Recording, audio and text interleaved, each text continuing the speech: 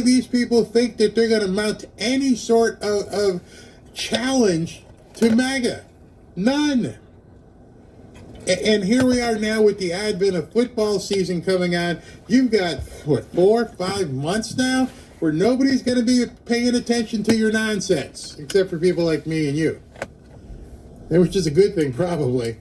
And so everybody's going to be enjoying life, and meanwhile, these miserable ass people just can't, they can't dig a hole deep enough, it seems. Continue, Megan. 2020 and 2024, and often by a lot. That 4-year swing toward the Republicans adds up to 4.5 million voters, a deep political hole that could take years for Democrats to climb out from. It goes on to say all 4 presidential battleground states covered by the Times analysis, Arizona, Nevada, North Carolina, and Pennsylvania, all of them showed significant Democratic erosion.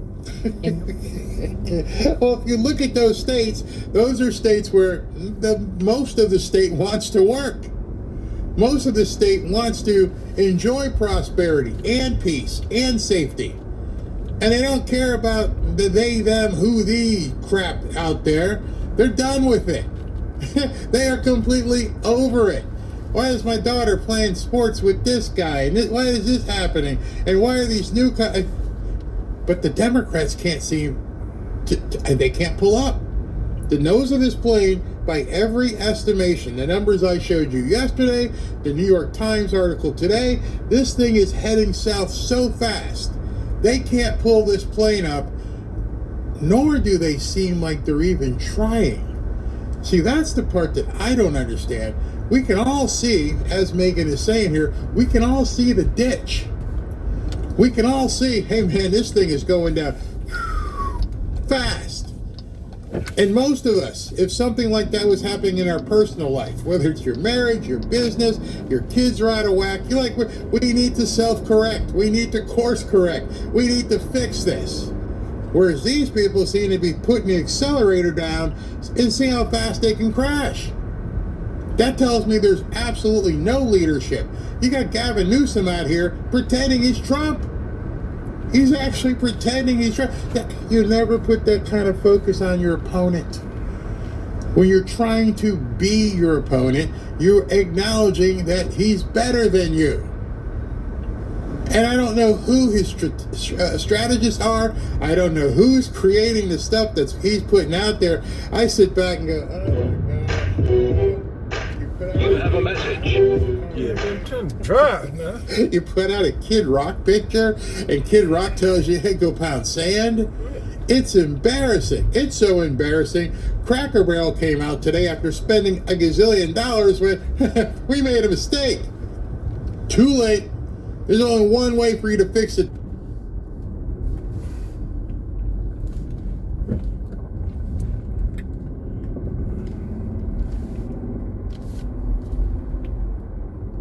Can't upgrade about heating element doesn't function. When is this? Tomorrow at 9. Take it.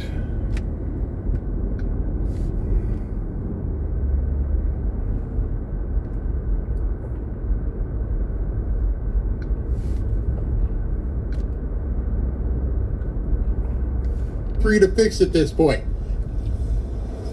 Flip it around. Do the full Costanza. So when you've got brands right now, within, what was it, a week ago? We got brands going, hey, this might not have been a good idea. I don't know who told us we should have done this. I don't know if the big lady with the glasses still has a job. But this wasn't a good idea. Our parking lots were empty yesterday. It was Sunday. We always get the church crowd. And you're sitting there at about 12:45, and you're looking for the God Squad, and you're like, the God Squad ain't here. We pissed off that many people? It doesn't take the reports for the CEO on Monday to go, hey, something really happened here. What the hell did you people do? And that's what's happening in the Democrat Party. They are accelerating into the ditch with no ability to pull up. I'm going to prove it to you. Just we'll get there. North Carolina, Republicans erased roughly 95% of the registration advantage that Democrats held in the fall of 2020. They quote Michael Pruser, who tracks voter registration closely as the director of data science for Decision Desk HQ, an election analysis site, quote, I don't want to say the death cycle of the Democratic Party, but there seems to be no end to this. There is no silver lining. There is no cavalry coming across the hill. That's the death knell. That is agonal breathing. There's no cavalry coming. The New York Times said, wave the white flag. You're dead. You're absolutely dead. You made your deal with the devil. You had to get in there and go with the wokey, crazy people. And now you're sitting there. Oh, there's not a whole lot of them, is there? No. You sold out thinking that there was a whole lot of these people. And your big problem is so many of these newcomers are not here anymore and are continually leaving. Now it's starting to show. I'm not going to call it panic because they're too obtuse to realize they're in trouble. They're so in trouble. Let me give you an example of how in trouble they are. If you knew what the New York Times has been saying, if you knew the numbers I showed you with the 4 million gap in voters, if you knew all that, you tell me if you would have said this today. This is the opening keynote. The DNC had this huge meeting in Minnesota today. Huge. And it ended up turning into the cavalcade of clowns. And people are watching this going, there were people out there saying, hey, if you're not downloading this, you're missing some serious comedy. I mean, it was that bad. But this is the DNC chairman. This is how they kicked off the event. You ready for this? This is how he kicked off the event. Is Lindy Somek, who is from the Saginaw Ojibwe Nation, and she's going to deliver our land acknowledgement today. Lindy.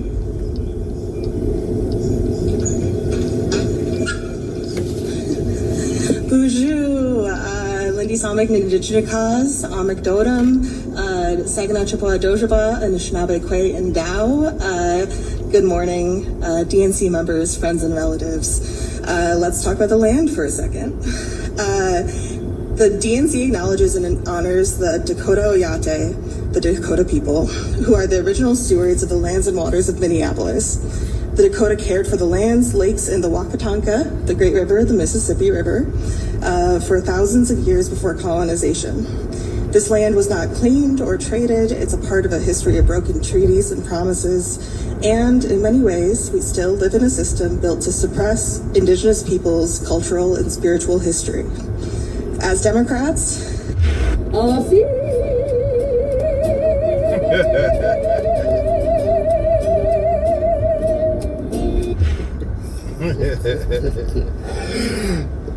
the opening segment of their event was to say, we're holding this event on stolen land.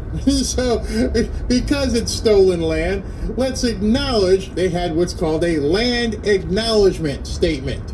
They're acknowledging that they're holding their event on stolen land. The Democrat Party, the DNC, held an event and opened it up.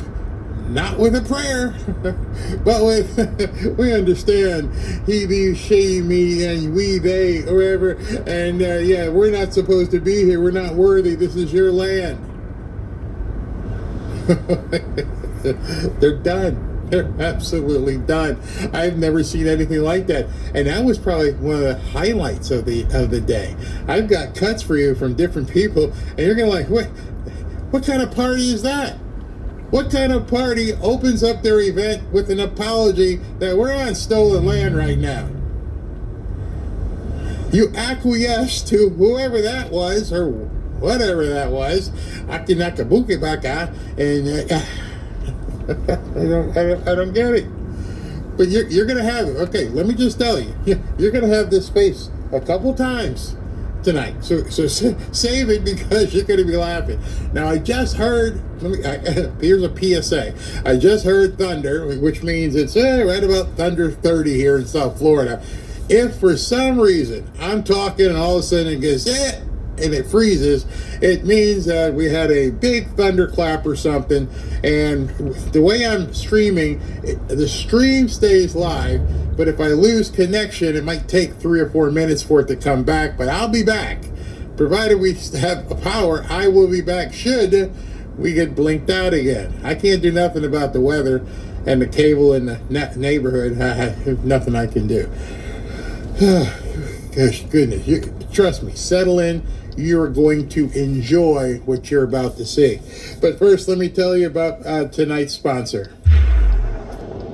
One of the dumbest days in the history of our country by a previous administration, getting out of a place that we shouldn't have been. At a minimum, they should have been at Bagram, the big field, where we have hundreds of acres around it. Nobody's going to get near it. They left from a small airfield, and the consequences were horrible. And these people have been my friends, have been with me, and I've been with them 100%. And we meet more than once a year, actually. I think our all-time meeting was in Bedminster where we played music, right? Yeah. Late into the night. They thought I'd be there maybe for 5 minutes, maybe not at all, and I showed up for like 4 hours. We're listening to music all night long, and they were all crying because they lost their loved ones. But it's 4 years. It's a 4-year anniversary. So we're signing a proclamation honoring them and honoring you and honoring your loved one. And so sad and so unnecessary.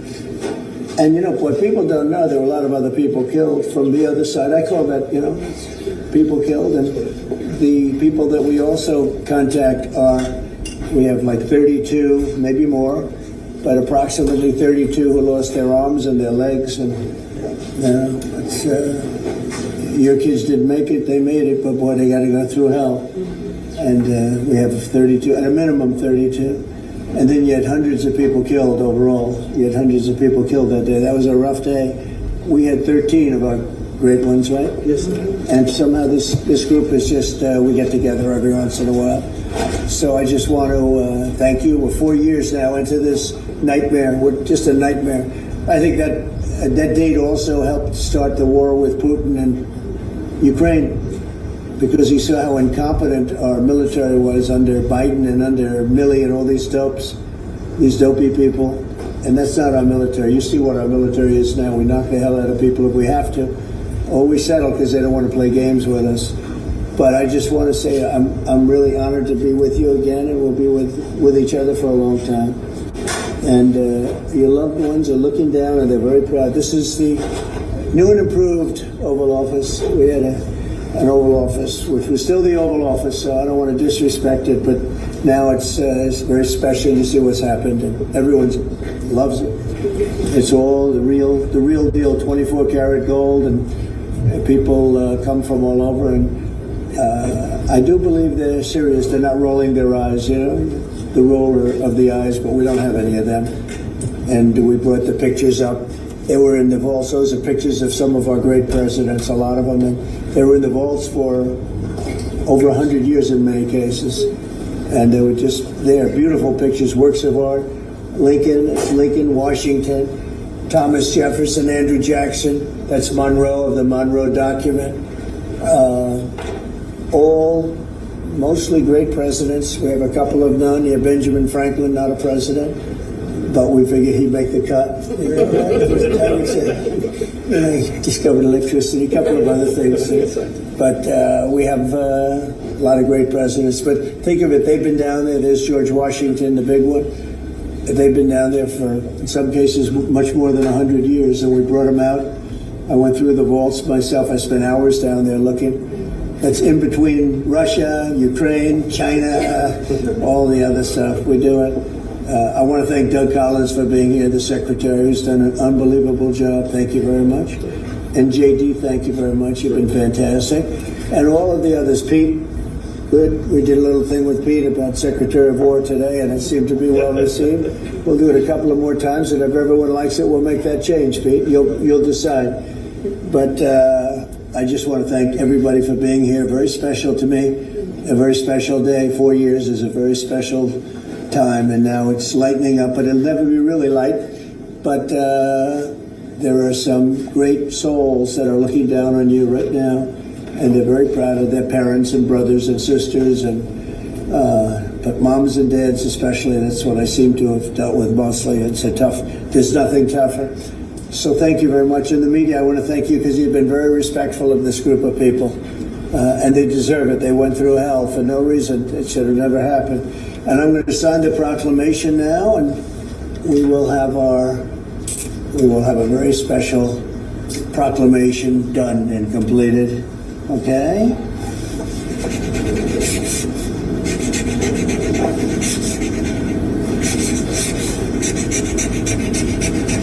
Oh, that's a good one. That's our good one. We rate them. I don't put them under the auto pen. I don't say, here, have the auto pen sign it, right? We don't do that. I don't know how anybody was allowed to do that. They actually weren't. Good one, right? You asked a couple of good questions today. It's been very fair, actually. Okay? Do you have any questions on this subject, please? Mr. President? Yes. The Defense Secretary has ordered a review of the Afghanistan withdrawal that is ongoing. I'm curious if you have any update on that review. And then for the families, I know that there was frustration with previous investigations on Capitol Hill.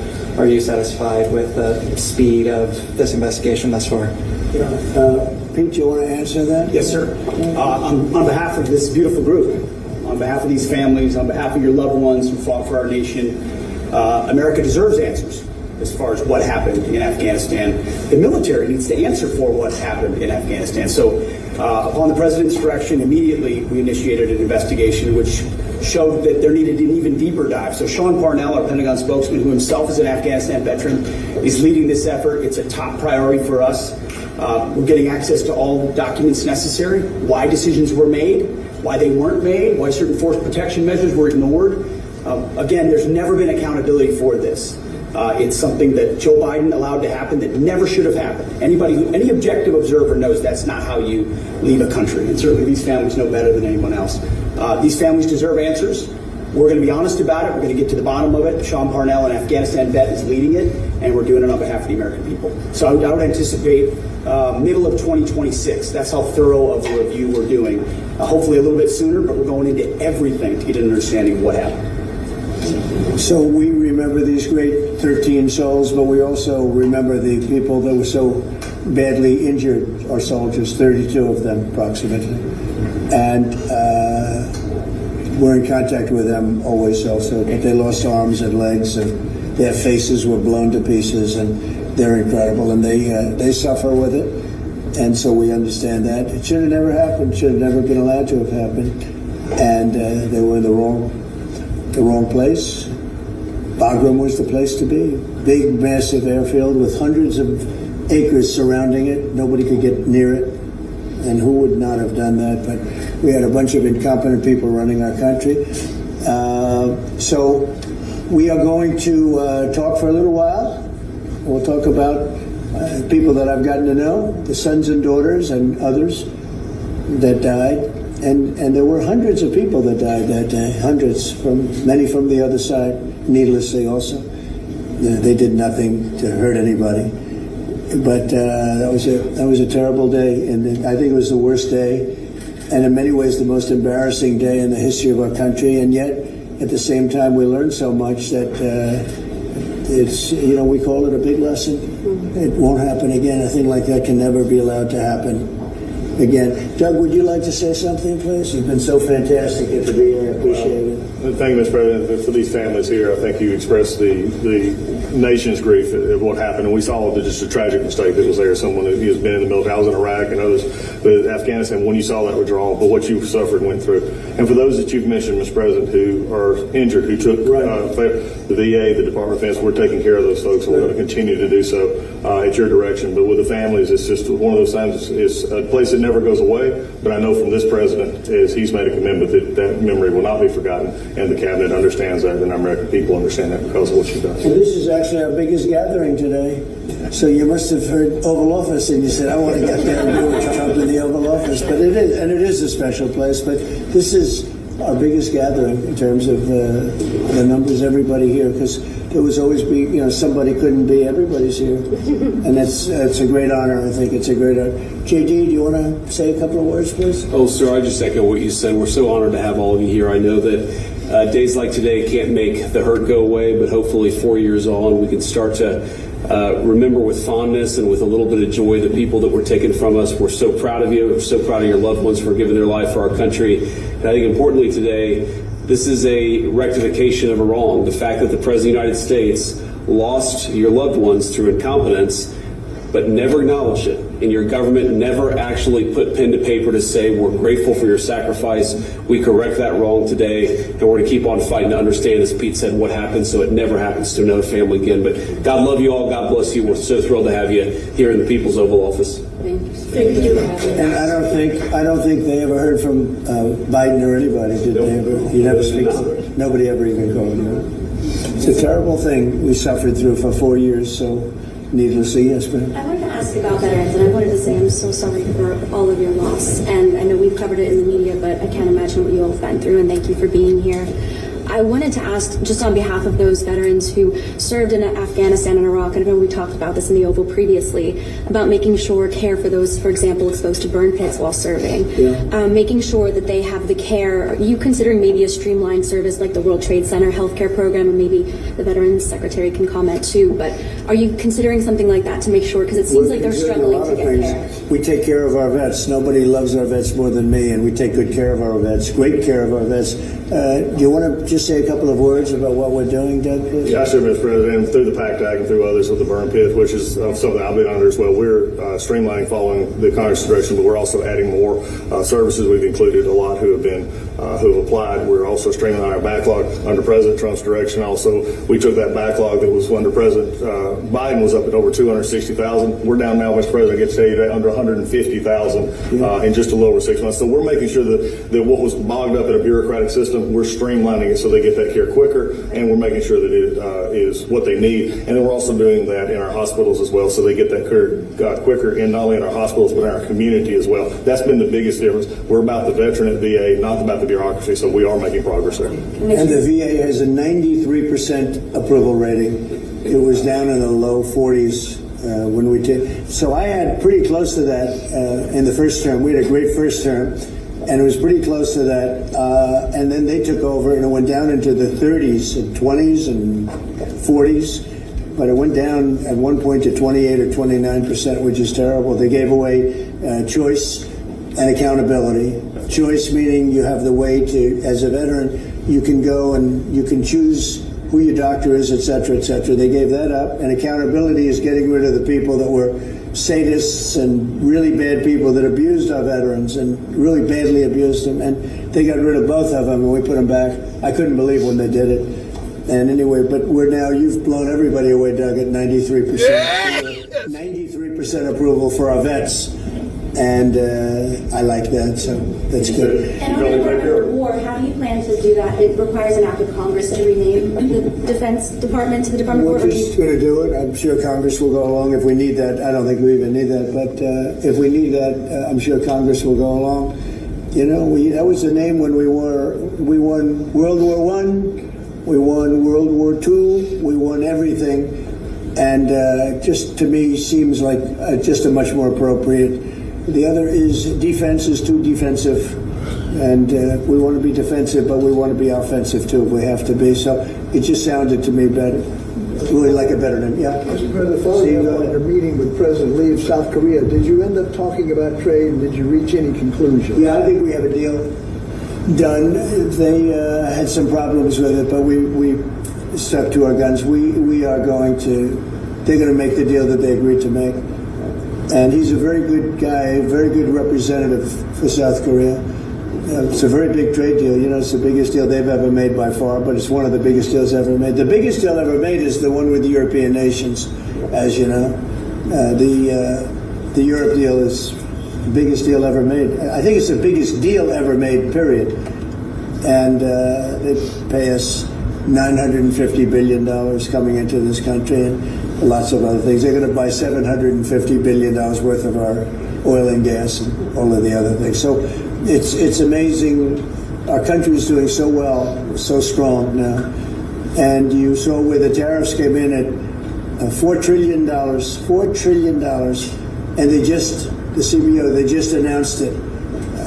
I told them that was going to happen, but they refused to give us credit for it. Now they're giving us credit because the money is flowing in. They just found $31 billion that nobody knew where it came from. And I said, check the tariff shelf. And they said, how did you know that's where it came from? Well, we're taking in a lot. Look, we were abused by tariffs for many years. Nobody in this country got it. No president got it until I came along. Nobody got it. We were abused by other countries, or China. I mean, take a look. That's what they did is essentially what I'm doing, but we're doing it at a better scale, and we're making up for lost time. And we're also making sure a lot of these countries respect us for doing it. They couldn't believe what they got away with. I mean, I told a couple of people, what do you think? He said, one of them, a prime minister, said to me, I can't believe we got away with it so long. Just couldn't believe it. I'll tell you what, Prime Minister Abe, who was great of Japan, who was fortunately assassinated, he used to say, I can't believe we got away with this for so long. You know, they sent millions of cars in, and we weren't allowed to send one car. They wouldn't accept one car in Japan, and yet they would send millions and millions of cars into our country. No tax, no nothing. So, no, we're just doing the right thing, and it's making our country rich and beautiful, and it's very important. I felt so foolish for years watching this take place. You know, we did it in my first term with China. We took in hundreds of billions of dollars of tariffs. But when COVID came back, we focused on that. We did a really good job, but the whole world suffered with that one. That was a terrible thing. So we couldn't be tariffing countries. And if you looked at what happened to France and Spain and Italy and all, I'm not going to go say, by the way, we want tariffs.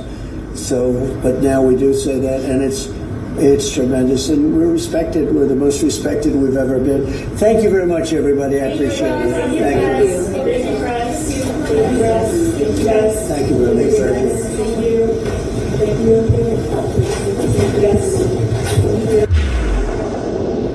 You see, that's a side of President Trump the media doesn't like to talk about. And obviously, it's not something big he really wants to put out there. That was completely unannounced. I get his schedule every single morning, and there was nothing on the presidential schedule that said he was doing some sort of commemorative proclamation for the families of Abbeygate. That's just him. That's just what he likes to do. And that went off today at about 4 o'clock to, not to use, no pun intended, to little fanfare. And there wasn't a whole lot of stuff in the media about it. You look around, you don't see a lot about it, but it means everything to those people. That's the kind of president President Trump is. Now, I told you guys earlier I was going to pull in Pam Bondi's press conference. She did a press conference earlier today, and I actually got something better than her press conference. Let me, you know what? It's only like 5 or 6 minutes. I'm not sure how the sound is on this, but let's hear what she had to say before we get to the rest of the show. Hold on, I'm having to pull it across because there's so much dead air in the feed. And let's see, let's get to where they're all lined up. Okay, here we go.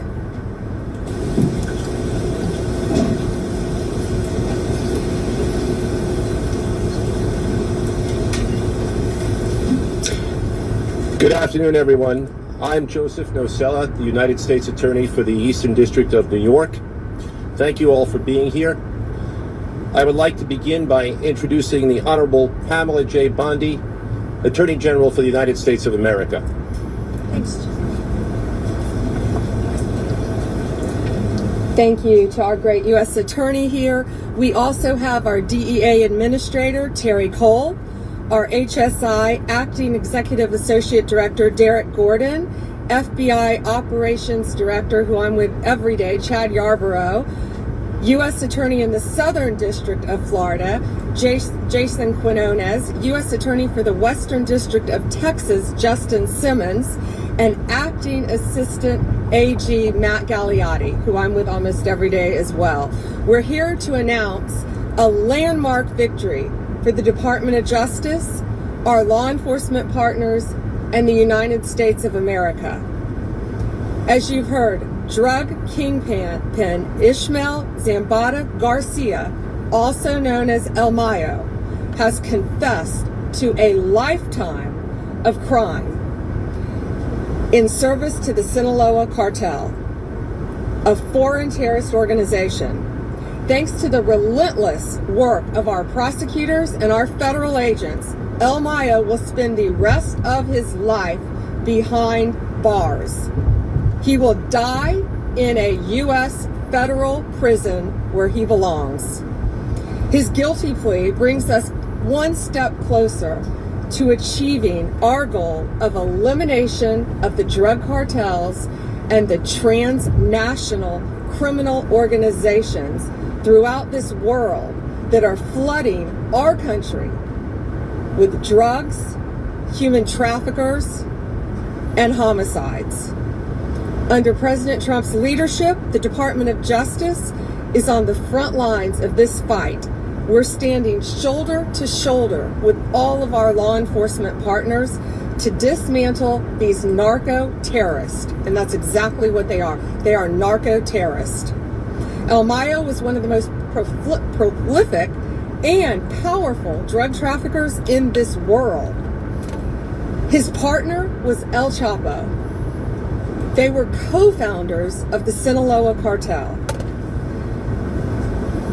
They brutally murdered multiple people and flooded our country with drugs. Their reign of terror is over. He will never walk free again. Over the last 3 decades, El Mayo and his accomplices made billions of dollars. Hundreds of millions each year they were making. Breaking news into the Fanfare news feed. All right. We got some breaking news. I'll go back to Pam Bondi in a second. We have some breaking news. President Trump has fired Lisa Cook. The crooked woman working at the Federal Reserve has gotten the ixnay oxnay. You got to go someplace, but you can't stay here. This is from the White House. Dr. Lisa Cook, pursuant to my authority under Article 3 of the Constitution of the United States and the Federal Reserve Act of, 1913, you are hereby removed from your position as the Board of Governors for the Federal Reserve, effective immediately. Bye-bye. Bye, Lisa. And by the way, Pam Bondi's going to have an appointment with you real soon, just so you understand that. Then the rest of this, he just goes basically by it, the book here, and just spells out what he's doing. The most important part that you found out is that he has fired Lisa Cook. Lisa Cook is gonzo. Again, this was posted on X. President Trump has now relieved Federal Reserve Governor Lisa Cook of her position. If you were here earlier and you heard James Fishback and I having a discussion, that means that President Trump now has control of the Federal Reserve. When I say control, he has the majority of the votes are Trump appointees. So I would almost guarantee that there is going to be a rate decrease come September. Make sure you are ready. The rocket ship we've been talking about is going to take off. Pam's talking about, they cut a deal with, and what I'm going to show you, you're going to go, oh my God. Okay, so El Chapo's buddy cuts the deal and says, you got me. Just don't execute me. I'll live the rest of my life in a max. He'll still probably run his organization there, but I'm guilty. I'm done. I'm guilty. Usually when that happens, what you've seen television. Hey man, give me something. Give me something so we don't swing you from the gallows. What do you got? Well, I got this. I need more. Well, first and foremost, a huge, what I believe, I should put an asterisk, I have no proof, but I believe a huge, massive funding source where the Democrats just got turned off. Wait till you see what happened shortly thereafter. Shortly thereafter, this happened. And when you hear this, you got to believe, one, people are going to be unalived because of this. Two, you're probably all going to go, damn. And it can't be a coincidence. There's no coincidence. Ready? Good morning, ladies and gentlemen. My name is Greg Kehoe. I'm the U.S. Attorney for the Middle District of Florida, part of the Department of Justice, of course. I'm with here with other elements from DEA and FBI, part of the Department of Justice, and other law enforcement elements in Home Department of Homeland Security, including others.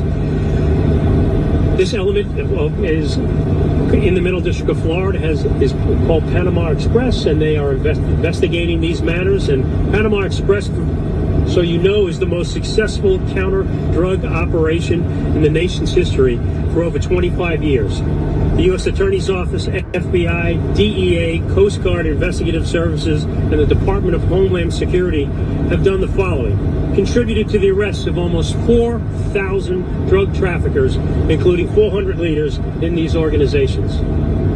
Denied over $45 billion in revenue, and seized over 1.3 million kilograms of cocaine.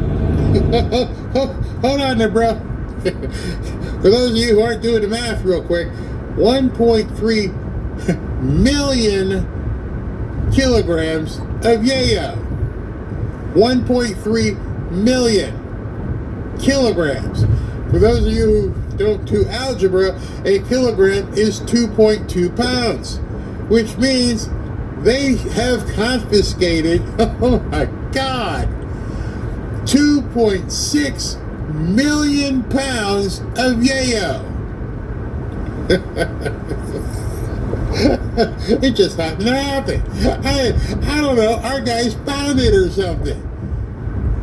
Oh, that's going to make some people disappear. 2.6 million pounds? 2.6 million pounds! Not ounces or 8 balls, 2.6 million pounds. Democrats, maybe this is why they were running around like chickens with their heads cut off today, because they probably went, oh shit, what are we gonna do? Did he really just get El Chapo's buddy, Little Chapo, to go ahead and flip? Little Chapo's taking the same deal Big Chapo did and said, all right, don't kill me, just put me in prison, okay? I can run my stuff from there. But you're done on the street. And now, that's a lot. That's a lot of damn money.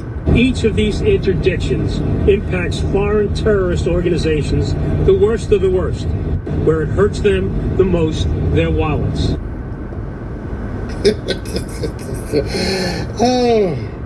Oh my goodness. Oh my goodness. I live in South Florida, so I saw a lot of Miami Vice and the cocaine cowboys and everything. And I'm looking at this going, oh man, people are going to disappear. Now understand the timing of all this, okay? So El Chapo's buddy, he goes, I'm done. These guys announce, hey, we've seized millions of pounds of yayo. Okay, then earlier this morning, I saw this. Now, I want you to put all this together. The president of Mexico is furious. She's calling Mexican Senator Lili Tellez a traitor for coming on Fox Noticias with me a few days ago and saying this. Listen. Bueno, es absolute. The help from the United States to fight the cartels in Mexico is absolutely welcome, and that is how the majority of Mexicans feel. The only ones who don't like that President Trump is sending help and trying to support Mexicans against the cartels are the narco politicians. That includes President Sheinbaum.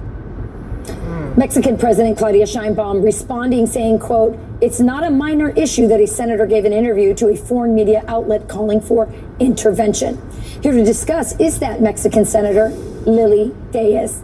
Senator Tellez, welcome to Fox Noticias. I'm just going to get right to it. But before you get right to it, I hope she's got Rambo-style security. This all can't be just a coincidence. This all just couldn't just line up the way I just showed you without some people in Mexico going, what? You took this guy, he flips, you got a whole bunch of yayo off the street, and then a senator from Mexico is like, get rid of him, go for it. And then the Mexican president's like, hey, she shouldn't be talking. I don't know where she is. I hope she's in a bunker somewhere. Is Mexico a narco state? Yes, it is. And we all Mexicans know about it. And Mexicans are afraid of the alliance between the Mexican government and the cartels that have. She went there. We've all known it, but a sitting senator in Mexico just said that the cartels work with the Mexican government. We all look like this went, yeah, you could pretty much stop this. But we never had confirmation the way she just told us. Infested our nation. Can you explain this alliance between the president, her party, the Morena party, and the cartels? Yes, the party has financed, has given, the cartels have given so much money to these politicians, narco politicians of Morena, to get into office, to get the power. So they protect, the Mexican government protects the cartels. That is why President Sheinbaum doesn't want the strong American leadership to help Mexico defeat the cartels. And also Sheinbaum doesn't want the rest of the world to know what is happening here in Mexico. We are on the steps to be the next Venezuela. She is aligned with Venezuela's dictator, with Cuba, and we are losing our country. They have destroyed our Republican institutions, the democratic state, and we must. I think we all Mexicans want and welcome the support of the United States to assist Mexican people against the cartels that have us all in this crisis with the traffic in fentanyl and migrants. So I think we're looking at the next president of Mexico. If we could like surmise where this is going, and you know that President Trump sent a whole bunch of troops down there, you can see the writing on the wall. What's about to happen? They're cutting off the money, they're cutting off the distribution, and now they're going public with the corruption that many people knew for years. We've all seen the movies. We've seen Sicario. We've seen all the movies where the big cocaine cowboys in Mexico were running things down there. They ran the country. But now we have the first president who's willing to stand up and say, we're coming for you. By the way, did you hear what I'm telling Pete Hegseth to do? This is no longer the Department of Defense. We're not going to wait and then react. We are the Department of War. In other words, don't start nothing, won't be nothing. But for Mexico, it's too late. It's been started quite some time. And I gave Sheinbaum, or whatever her name is, I gave her the opportunity. I told her, watch out, get it done. She didn't listen. Now, here it comes.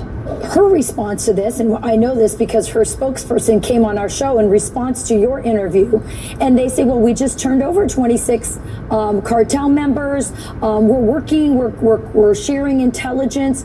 What are they not doing? And why is she so resistant? She sort of speaks out of two sides of her mouth. We're working with you, Trump, and then she's chastising you for saying we need more help from the United States to crush the cartels. Because she really doesn't want the help of the United States.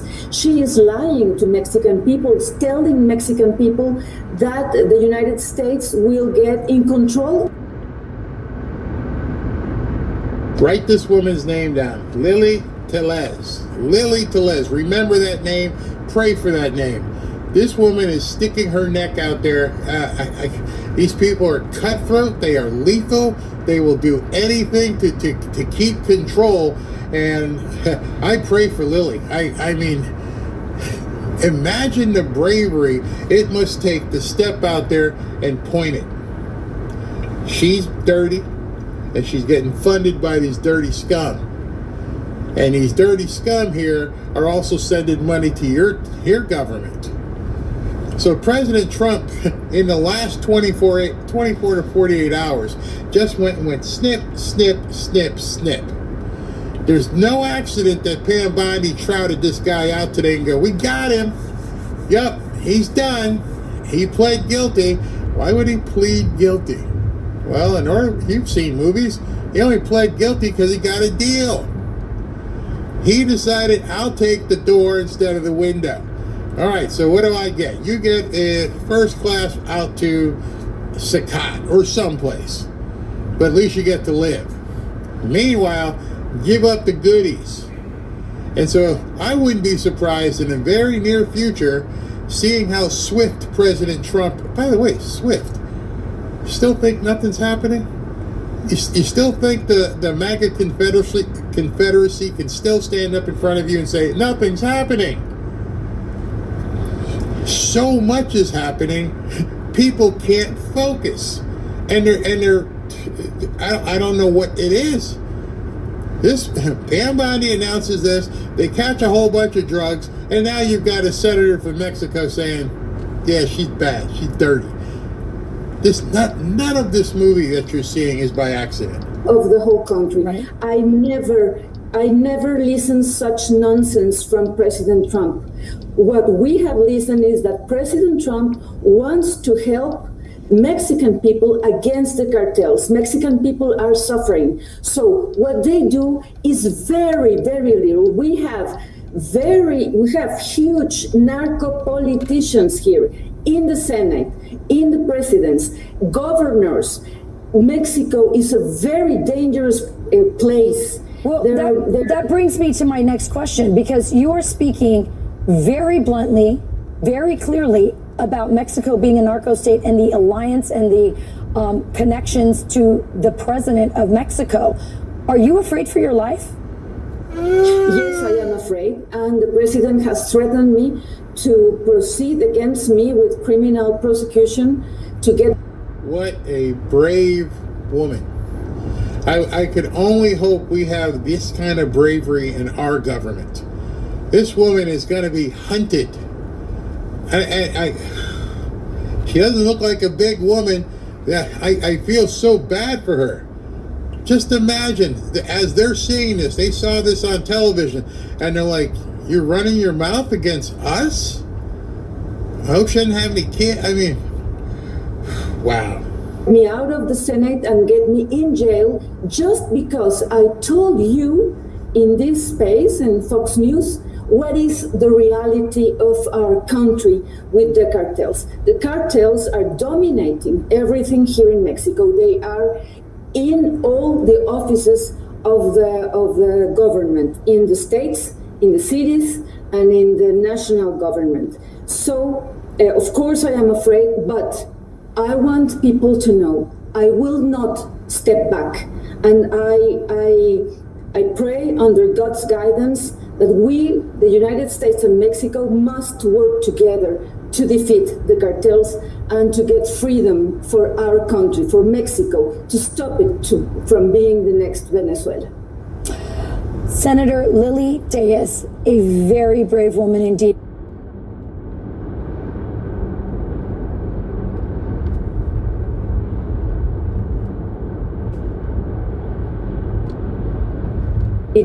Thank you so much for coming on our show and speaking the truth.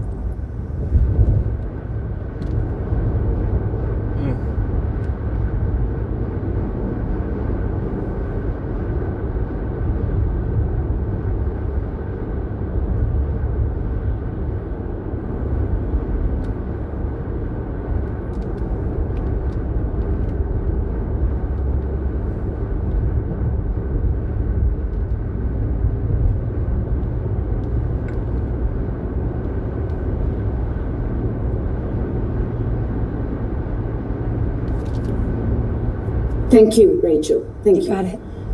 If there's anyone who needs your prayers, that is a woman who's got a target on her back. These people will strike. They will try to do. I hope President Trump does send some people down to guard. I mean, it's crazy. So now you just put that linear stuff that you just saw, a confession, a guilty plea. I'm not even going to go to trial. And what did he give up to get that? And then you couple that with her, and all that together spells it's on for Mexico. You know Trump knows all of this. You know, from the guy who got arrested to pleading guilty to the 2 million pounds of stuff. I don't even know how you transport 2 million pounds. I don't know what kind of boat could handle 2 million pounds of yayo. How many different ships? How many different shipments? It couldn't have been one. That had to have been a whole bunch of shipments that they've been getting over the last couple of months, which is even scarier. Trump's only been in office for 7 months. And if just in 7 months, I don't know if that was a total, but if in 7 months they've grabbed 2 million pounds worth $1 billion+ off the before they, I won't say off the street because they couldn't get it to the street. That's not chump change. Now maybe that's why the Democrats are freaking out. They got USAID cut off, their drug money got cut off, their protection may be cut off. You know, maybe some of these people had the cartel who was working with them. Make sure I'm okay. Nope, all of it's being cut off. They're left naked. Nothing they can do. Whew. Wow, wow, wow, wow, wow. Let's listen to a little bit more. Do I have more on Pam here? No, I don't have more on Pam. All right, so that being said, this is getting really, really juicy. So what I'm going to do now is I'm going to jump over to Rumble. I'm going to read the super chats, and then we're going to jump over to Rumble. If you guys want to join us on Rumble, because I got a whole bunch of content for you, go ahead and just go to that URL. Or emotional is a female. He's a woman. You got to be whole. Yeah. Not out of control. Right. The blacks are a mess. What's wrong with the black? What do you feel about the N-word? No such thing as racism. Where did you get this information? And then I'm not done yet. Okay. What a mess.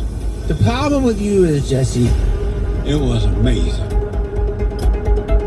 Here we have you. Thanks for having me, man. I was looking forward to this. You were? Yeah, because I enjoyed you on my show, so it was amazing. We had a good time. Sure did. I got people gave me some feedback. Now, when you had me on your pod, your questions are very much strict.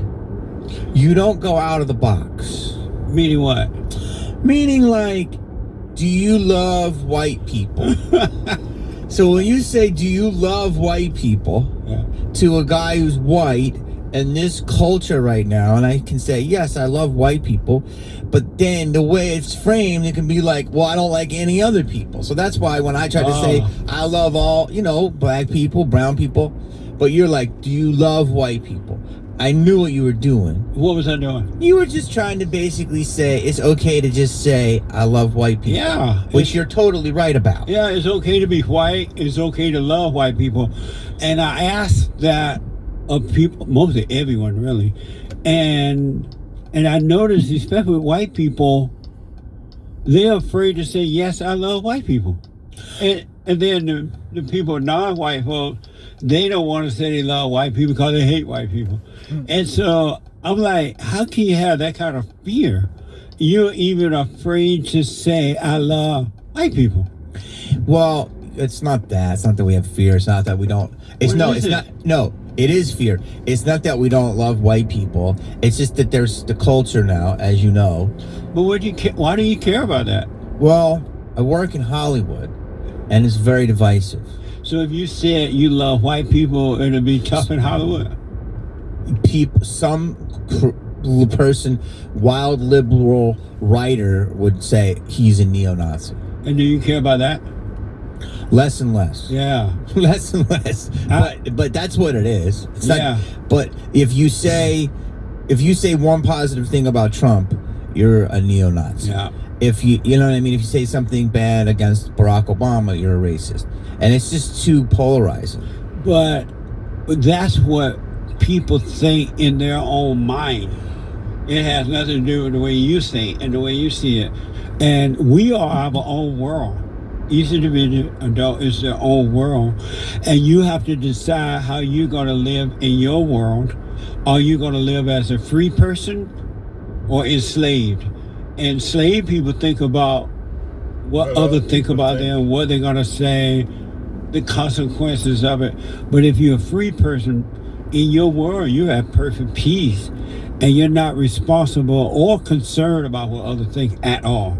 And that's how we're supposed to live. I so agree with that. How do you get to that mindset? How do you get to that free person mindset? You got to get to know yourself. Mostly all human beings, except for those who start working on themselves, they don't know themselves at all. Mm-hmm. They think that they're their thoughts. They think that they're their emotions. They think that they're a truck driver or this or that. And those are just fake images and illusion selves about themselves. And so they're living from a false image of self. And in there's nothing but hell. There's no freedom. Because now you're trying to hold on to this false image that you have of yourself. And you protect it as though it's real, but you're miserable. And you got to drop the anger. You gotta drop the anger. Anyone that has anger or resentment is insecure. They have fear. They have doubt. They are not free people because of the anger. Question: do you have anger? No. Because you said that to me on your show about the anger, right? And I pushed back on it. And then as I watched it, and I thought about it, I agree with you. Yeah. I agree with you with this anger. And you said this, and tell me if I'm wrong. If you get extra emotional, that's female energy.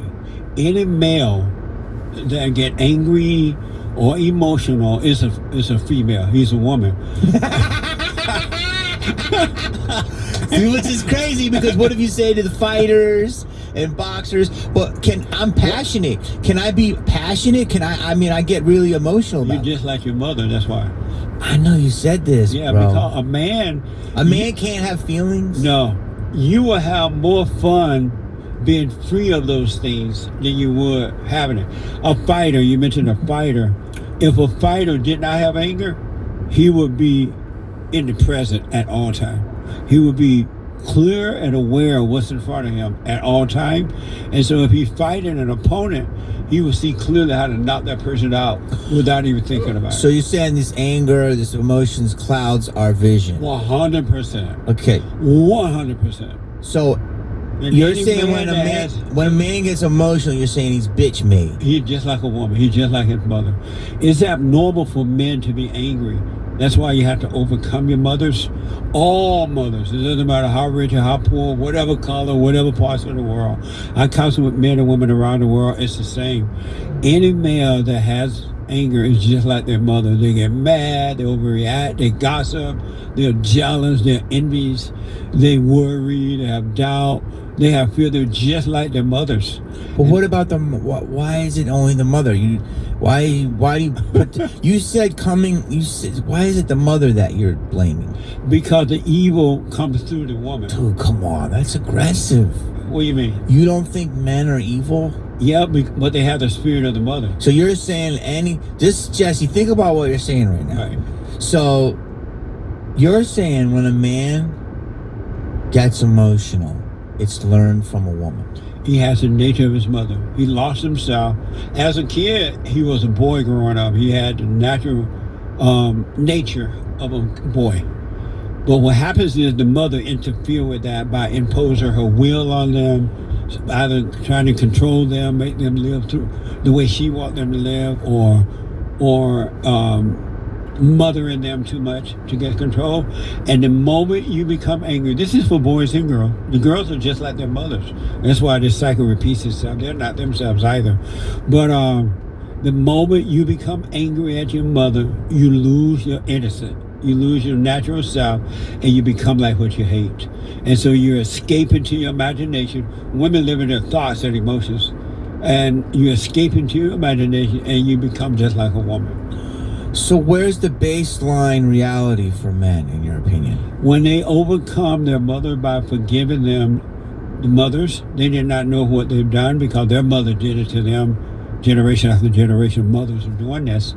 And when you forgive them by realizing, I can't help myself. I worry. I'm out of control. I don't want to be angry, right? Something is driving me. It's not me. I don't want to be this way. And when you realize that about yourself, it'll cause you to realize that about your mother, and then you will forgive her. Mother, I'm sorry for resenting you. I realize now you couldn't help yourself.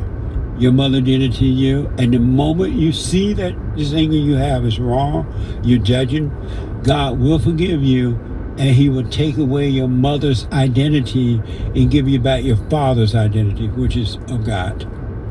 Bro, but you know what you're saying right now? What? You're saying that men are like these perfect deities and the women are the demons. Right, and the reason is like that. Are you saying that? Yes.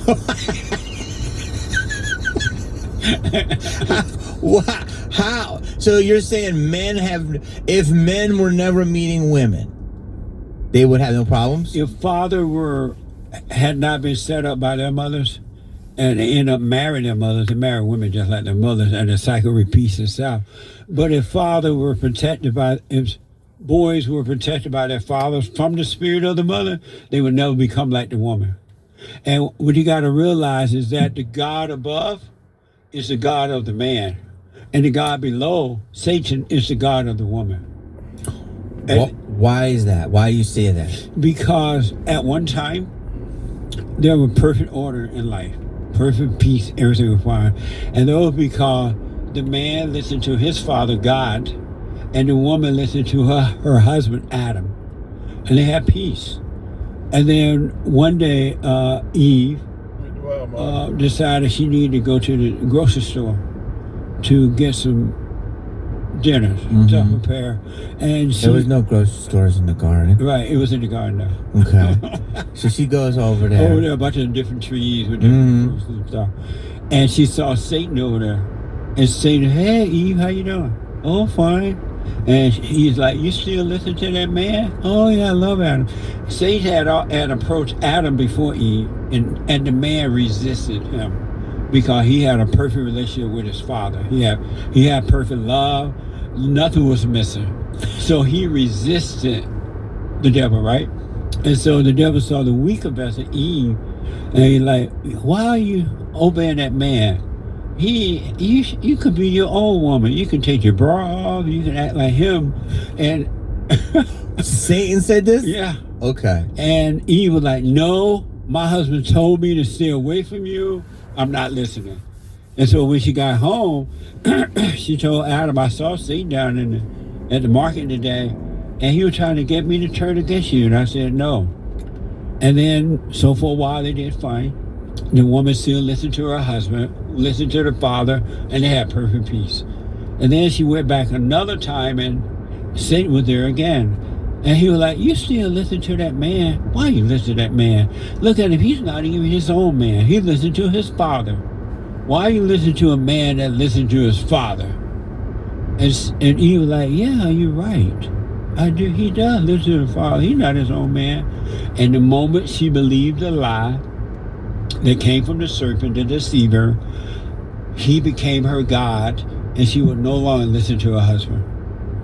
Where did you get this information? And then, I'm not done yet. It gets better. Okay. And so she would no longer listen to her husband. And then because her heart was now evil, had no love, just hate, she kept talking to her husband. Hey, why do you listen to your father, Adam? Why don't you just be your own man? Look at me, I'm free. I know the difference between good and evil now. Because beforehand, they only knew good. They didn't know evil at all. They only knew good because God is good, right? They had God's nature. And so she's like, you could be your own man. And at first Adam said no to it. And then after a while, she kept seducing him. She like, come on, listen to me. I'll make you a nice dinner and we'll have sex tonight. We'll have some good sex or something. And Adam listened to her and he believed the woman. And the moment he believed the woman, she became his God. And now he can no longer listen to his father. And so the woman became the man's God and Satan became the woman's God. And that's why men don't know how to deal with women. They don't know what to do with women because the woman is their God and the serpent is the woman's God, right? And they're never going to know how to deal with a woman in the right way until they forgive the mothers and return to the father. And the father will start to guide them. But that's how all that happened. Amazing, that's a lot, right? You know, it's interesting. And it makes sense, huh? So if you know, am I allowed to say that? But Yeah. not all of it, because is this in the Bible or is it your? It's in Genesis. The whole thing laid out in the first book of Genesis. See, the way you frame it, though, to make it more digestible to what we call general pop, is you're basically saying every woman is evil. They are. Yo, but you're never gonna get your message out by saying it that way. That's not true. All those, there are people around the world who are suffering psychologically and emotionally, and they want out. They want to know how to get over that. And they hear about forgiveness, and they're like, yeah, I do resent my mother. And they go and forgive. But and they people become resent their free. father, too. No, they don't. They do, Jesse. No, they don't. I disagree. I can prove it. Okay, go for it. People who resent their... Cancer. Oops, something went wrong. Cancel. Your dad was an alcoholic. Your dad was this. And as a kid, because you're around her all the time, she turned you against the father, made you identify with her. So you resent the father with the mother's resentment, not your own. All children, no matter the color, race, yearn for the father. That emptiness that you have when you have everything and still something is missing is a yearning for the father. But the mother, due to her jealousy of the father, because of the order of things, she doesn't want the children to love their father.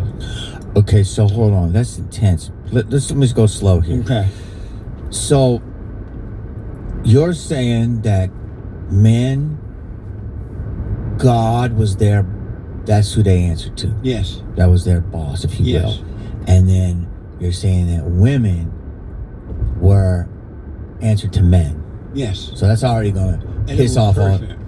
And you were what? What? You said who? I said it was perfect. And it was. Yeah, of course it was.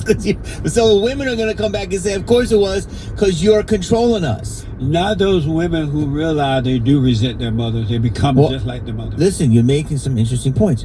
And then you're saying the women, there's some interesting truth here, but I have to be dicey the way I Right. do it. Okay. Is that you said women's God is the serpent. Yes. This is interesting. That's why their nature is evil. Come on, man. I can't. All women's nature is evil? Yes. No, come on. Until they overcome by forgiving their mothers, so that God, and don't ask your mother to forgive you. You apologize for resenting her. And because the reason you're suffering that you're judging. When you have anger, you judge. And when you judge, it come back on you. You're really doing it to yourself, and it makes you miserable. So you say, hey, mother, I'm sorry for resenting you. And if the mother cry, fine. If she get mad, oh, I need to be forgiving you. Or your dad, no matter what she said, I'm sorry for resenting you, and you walk away free. Leave her in her hell. Okay. Did you ever see the movie Dracula? A long time ago, yeah. Francis Ford Coppola? Yeah. Did you see when all the women were tempting him? And they were like, you understand what sirens are? Satan's sirens? No, not really. Sirens are like sexy women that tempt you. Okay. Do you know what succubus is? No. Succubus is a woman that can suck your soul. You've ever heard that? No, but it makes sense. Mermaids. Yeah. They say they whisper to you and then they get you and eat you. That's what every woman do to every man. So how would the world be set up for you then? How would we, in Jesse's world of men and women, how do we do it? You gotta realize you're wrong for being angry. Okay, so men start by saying, I'm wrong for being angry. Yeah, I realized my mother couldn't, or grandmother, because with the black folks, it's a grandmama too. I realized they could not help themselves. I have become like what I hate. I'm just like my mother, right?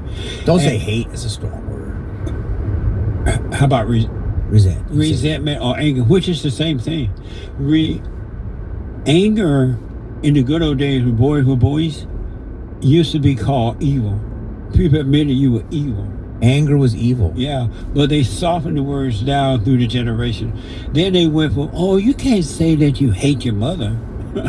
Say you resent her. And then that lasted for a while. And then they said, well, just say you're angry. Because, our society, they can't have the words, right?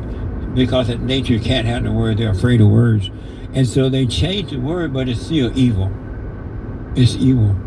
And the only way you're going to overcome being evil. Look how human beings treat each other. Do human beings treat each other like they love one another or they hate one another? The base level, I'm really believing that they treat each other like they don't like each other. I don't like to say the word hate. Why not? Because I don't hate is such a, I don't want to manifest hate. But I want goodness in the world. That's what every human being manifests when they have anger, hate. But they just dress it up by calling resentment or anger, right? You're not wrong. And so the way to overcome that, you got to admit, I want to remind you that prior to that incident with Adam and Eve, they didn't know anything but good because God was the Father. And there was nothing but good. They didn't even know evil. So let me go back to this because and then I got so much to ask you. I believe now, and I'm not trying, because when you study religion and stuff, it pushes people away. I haven't mentioned religion. 100% agree with you. Yeah. Do you think that the answer is not even in religion? God has nothing to do with religion. Agreed. Period. But when you say God, some people get freaked out, but I agree with you. There's definitely a God. Right. Do you believe that the world is inherently encompassed by more evil than it is good? 100%. Okay, because I'm starting to believe that. Yeah, there's nothing good in human nature. Come on. You could look up and down. Not one thing? No. Not one thing? There's nothing good in human nature. Not one thing? Not one thing. Come on, Jesse. Now you're saying some shit. One thing. The ability to hug someone. You ever get a hug, Jesse? When you get hugged, you know who's hugging you? An evil person pretending to love you. Yo, who hurt you? Come on, Jesse. Listen. Come on, man. You hug. When they're hugging you, a great conversation. You know what? When they're hugging you, they're thinking, I don't even like this person. I'm just hugging because I want to pretend I'm nice. I'm just hugging because I want to pretend I really agree and like it. They don't like you. They're thinking something else in their mind. Come on. Yo, bro, come on. And then they'll walk out the door. Talk about just tight hug with you. And they'll walk right down the road and say, oh, I just saw this idiot. I don't even like him. I hugged him. I grinned up at him, but I hate him. Okay, so you don't think somebody helping an old lady across the street with her groceries, that's not kind? No. Okay. It's a form of kindness, but it's not kind if they get a thrill from it. Let's say you help an old woman cross the road, right? And then, you feel good about it. Oh, I'm such a nice person. I helped her cross the road. Or you look for someone to pat you on the back. Oh, you're so nice. You helped that old woman cross the road. Yes. No, that's a thrill. That's not nice. I agree with you. It should just be human nature. Right. I agree with you. But what I'm saying to you is that there's nothing good in human beings. I disagree. No, I promise you it's not. But I literally promise you it's not. But Jesse, I'm not making this up. I know, but I do agree but I don't agree because I do agree that we have to. I don't think here's an example. I think people's baseline nature, they would rather be in a Vegas pool with women in bikinis, drinking, party whistles, listening to music, than they would in church. Right? And now I'm not saying, and I'm one of those people, but now with my eyes open, I'm not saying I want to go to church, but I'm not saying I'm against church because I'm not, but I'm not getting in the pool either. That's right. But I did that. Right. But I do see that we all do that in the fallen state. we're lost. In the fallen state. Yeah. We're lost, and we're just fulfilling our egos. Whatever pleasure we can find, whatever stroking we can do, whatever thrill we can find. We feel good, it's a thrill. Oh, I'm so happy today, I did this, and then we feel bad, it's another thrill. And we even rejoice in our thrills when we're angry or feeling bad or feeling lonely. And we go and tell somebody, oh, I'm so lonely today, I'm so afraid, I'm so this. You're telling your problems to someone else, and you're getting a thrill from telling that person your problems. And then, as soon as you're finished with yours, they tell you their problems, and now they're getting a thrill. So you have two people getting thrills, pretending like they care. What a mess! You know, you make sense. You make there's things that you do, even though I know when you're joking and when you're trolling, but you make sense. It's because it's the truth. There's truth in it. Yeah. Okay, let's. One other thing I want to just tell you about the fall. Go for it. I'll shut up. And God's punishment for Adam, when he listened to the woman, he said that every time you listen to the woman, you will suffer. And then he said to Eve, because you listen to evil, the serpent, you're going to suffer in childbearing. And so if you notice, and then you can look in your own life. You don't have to, if you don't want to tell me, you don't have to. Every time you listen to your mother, you're not married, right? Mm-hmm. Or your wife or your girlfriend or any woman, you suffer. They always give you the wrong advice, and you wish you had not taken it. Bro, you need a hug. Come on, man. Were you close with Have you ever listened to a woman and she gave you good advice? Yes. No, you haven't. When? Things in my life, you know, if I'm obsessing about something, I know I shouldn't obsess. And plus, you should never let a woman see you obsess. She only judge you. She can't do anything about it. Women judge weak men. When they hear your problem, in their mind, they'll be like, oh, I'm so sorry. But her mind, she thinks, this is such a weak person. Okay, well, let me say this. There was one time I did a movie, and I had this amazing co-star, and I did get feminine energy, like you say. I got emotional. All the mama came out. A lot of pressure, all this stuff. And at the end of the day, we would meet. I would have a glass of wine with her, and I'd be like, this and this and F this and F that. And she was an amazing sounding board, and she would say, you let it out, baby. You let it all out. So she was very comforting. Right. And so as a woman, and she said, she gave me some of this advice to calm me down. I think that was real. But behind your back, she told other women, don't ever marry him. Bro, would you say you hate women? I love women. Bro! Let me tell you why. Bruh! Let me tell you why. I love all people the same, because in me there is no hate. I mean, you definitely don't enjoy. You seems like you'd rather chill with a bunch of dudes than a bunch of women. I deal with women all the day, all the time, every day. We have the women's forum, we have the fellowship with women, I counsel with women. I deal with women all the time because there are women who have started to see the truth now, and they're starting to wake up, so they're overcoming evil. Well, listen, there's some truth to what you're saying. But, you know, obviously, I try to deliver the messages so people don't get freaked out. But why are you trying to deliver like? Because, Jesse, if they're freaking out, they don't want to hear the truth. The truth will only come to those who welcome the truth. You have to open up and allow the truth to come in. Other than that, do you think God bothers with people that don't want to hear the truth? He let you suffer. He let you live in your hell. He let you live in your misery. He let you destroy your children, destroy your marriages. He's not going to do anything because the truth is not going to change for you at all. The truth is the truth. And if you decide you want to be the way you are, it'll leave you that way. The truth only comes to those who realize, you know what, I need the truth here. I need some help. I don't want to be this way anymore. And that's who the truth comes to. So if you try to help, if you're telling someone the truth without judgment, and they get mad, that's on them. They don't want the truth. They love their hell. They love their misery. And most people love their misery. If you try to take it away from them, they'll cuss you out. They don't want to be free. They love their misery. So that's why they get mad. They don't want to hear the truth, and they have a right not to want to hear the truth and suffer in their misery, and we don't have any right to judge them for it. Leave them in their own hell. Dude. I mean, that again. You know what? It's the truth.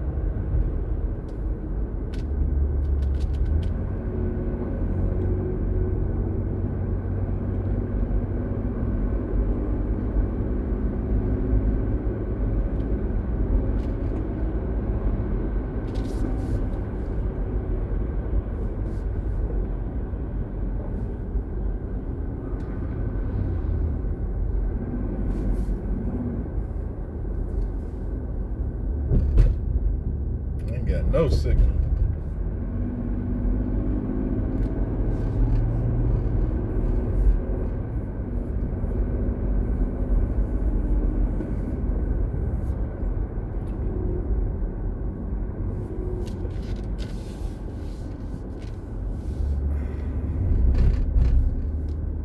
Coming out of the mountains.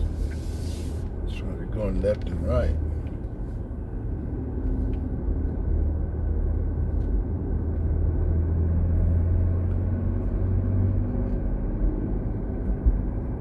Absolutely no signal. Chattahoochee National Forest.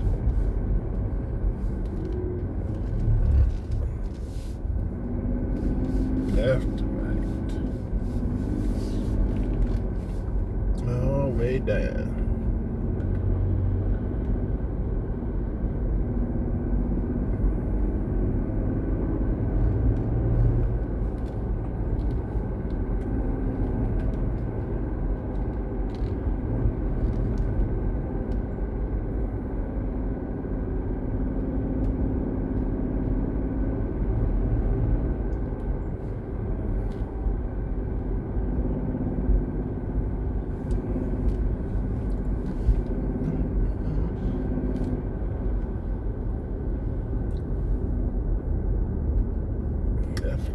Is.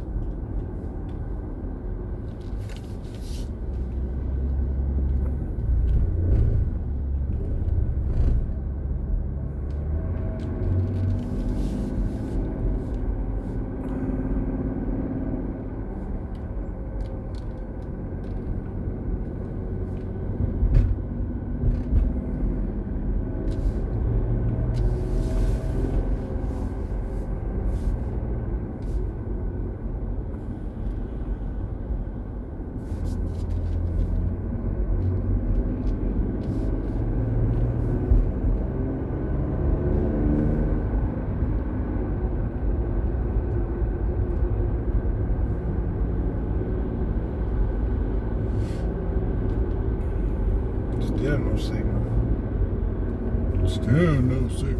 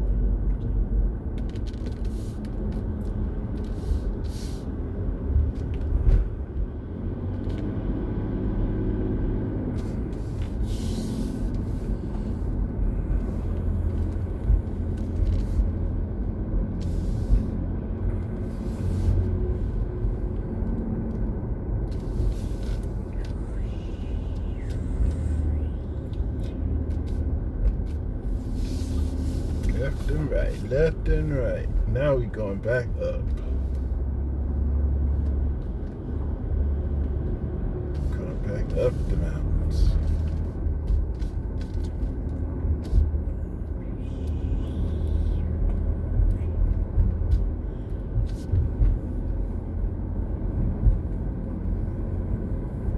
Back to the right, left. Back to the left, back to the right.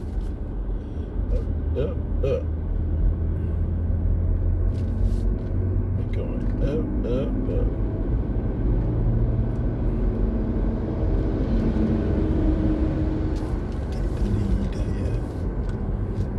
Get us back into civilization. I mean, I ain't got no phone signal, but so up.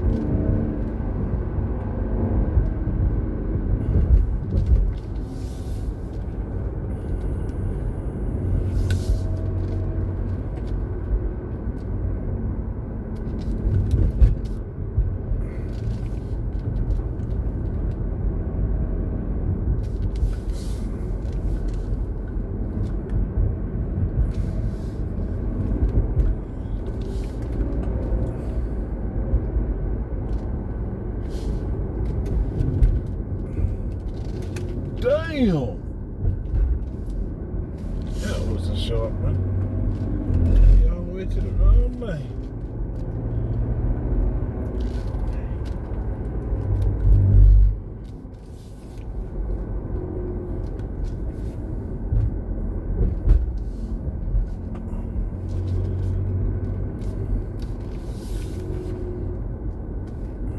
Is when you become this like, that is prophetic. Like it is. Yeah. I agree with you. Yeah. I agree with you.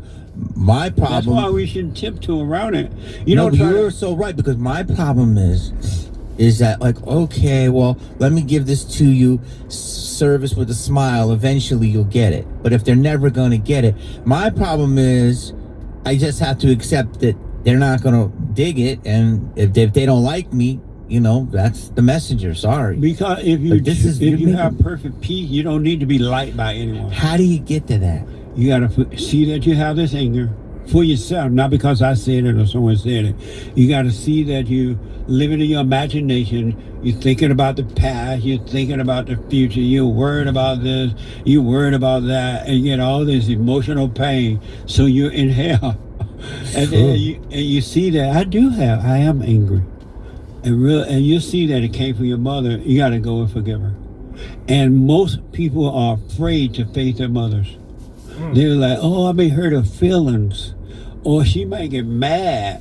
How would I handle that? But shaking in your boots, you got to face her, shaking in your boots, and apologize for resenting her. She can help herself, and God will forgive you and make you free.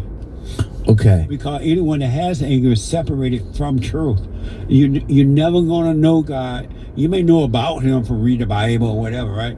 But you're never going to know him. Knowing about God is not knowing God. It's just knowing about him. That's not going to help you at all. No, you're talking about a connection. Yeah. So let's switch for a second. You got to forgive your mother so you can get over this ego concern about, oh, I don't want to hurt their feeling with the truth. No, it's not that. I don't mind hurting people's feelings. It's just that we live in a conflict world. But Jesse. you can live in a free world, no conflict. Okay, Jesse, hold on. How? If I go and Ghost a second again. I gotta work in a business with people that are like activists, right? Because I believe something, about gender. If I don't, you got to be an activist. Just because they're activists don't mean you have to be an activist. Because they are. Damn, these some tight turns, boy.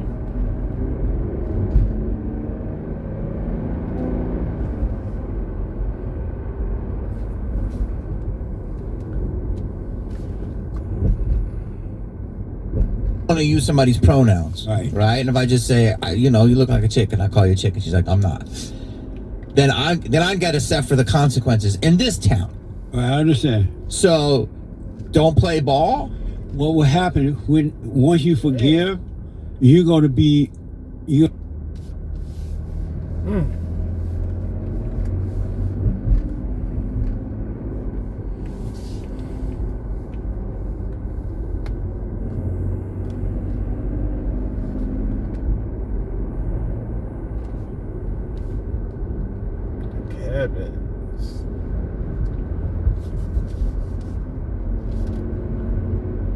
gonna live in the present where the truth is all the time, right? The light.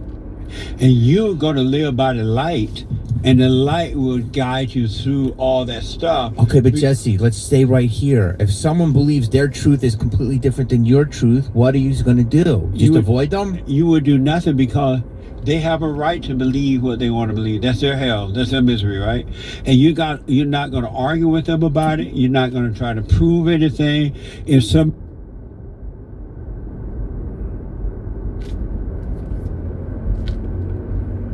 Now we're going back down.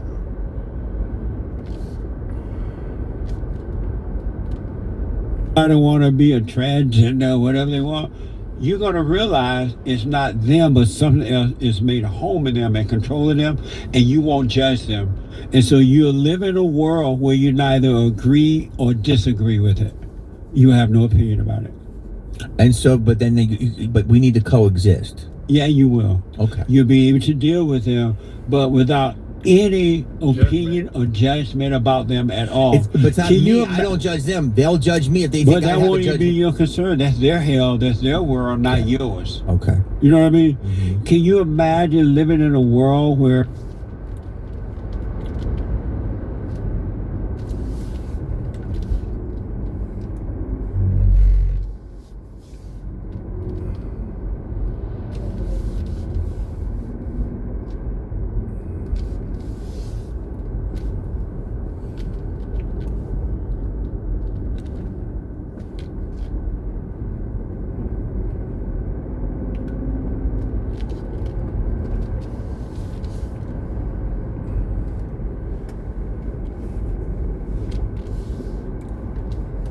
Bright, so shit.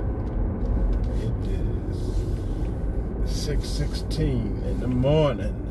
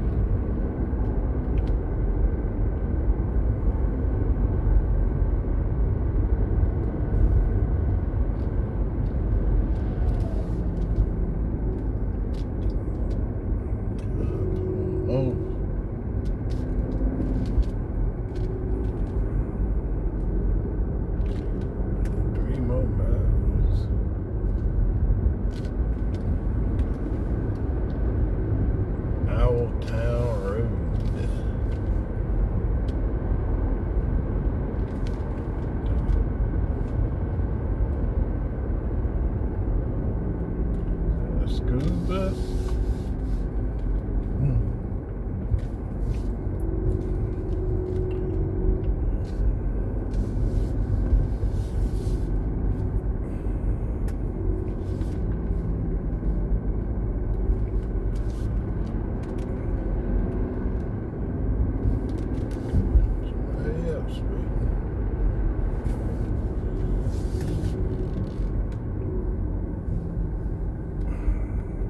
Blairsville.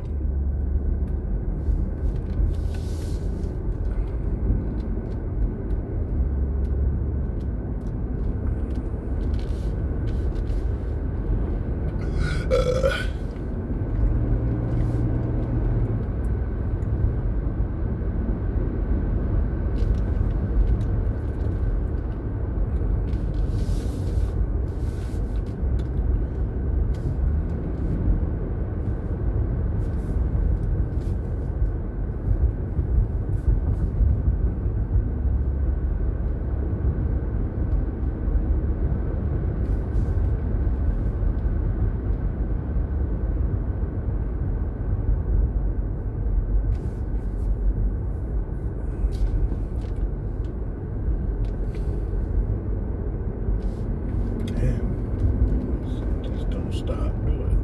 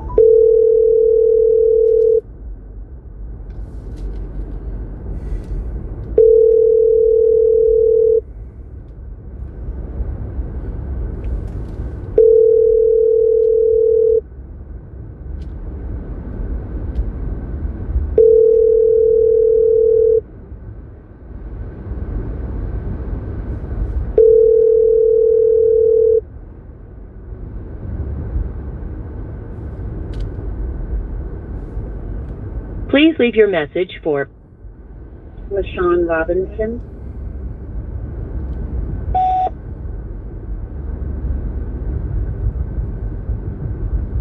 Nothing has been recorded. Record your message after the tone. Simply hang up when done. Or for delivery options, press the pound sign.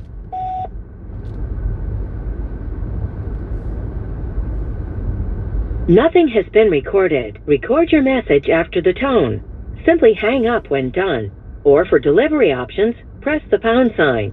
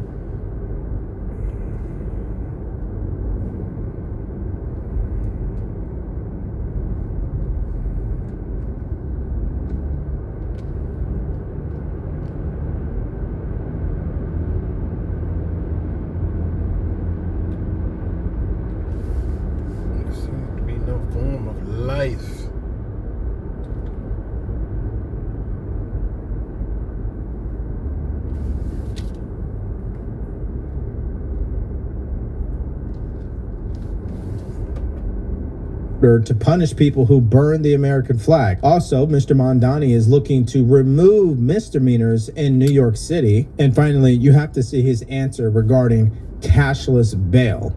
And all these stories will show you what both sides are saying and give you the bottom line.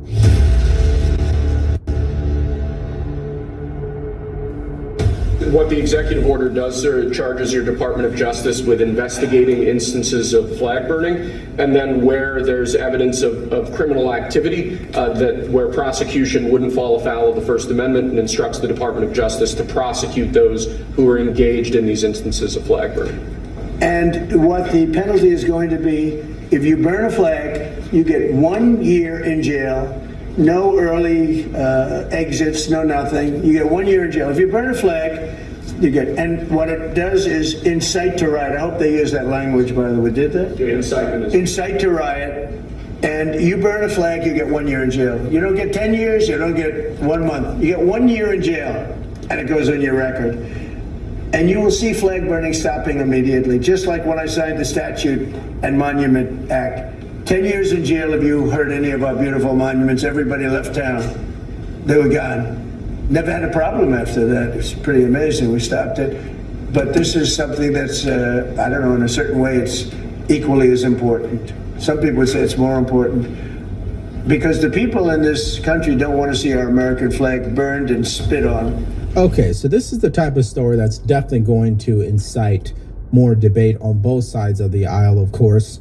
And amongst conservatives, you're already seeing on social media, people disagree on this. Now, one side, which I would say Matt Walsh definitely summed it up nicely here, he says, yes, make it a crime to burn the American flag. Desecration of the gay pride flag is already prosecuted as a hate crime in this country. No more double standards. If the sacred symbol of the LGBT cult is protected, American flags should be too. Simple as that. And he highlights exactly the double standard that's going on. If I go out right now and I burn an LGBTQ flag, I could be prosecuted. Just like if I took my car and I burned some rubber on the flag that was painted on the ground, I could be prosecuted for a hate crime. But if I did the same thing to an American flag, no one's going to bat an eye. Now, let me continue this clip from the president, and then we'll come back and I'll talk about the other side of this debate. And by people that are, in many cases, paid agitators. They're paid by the radical left to do it. You talk to these people that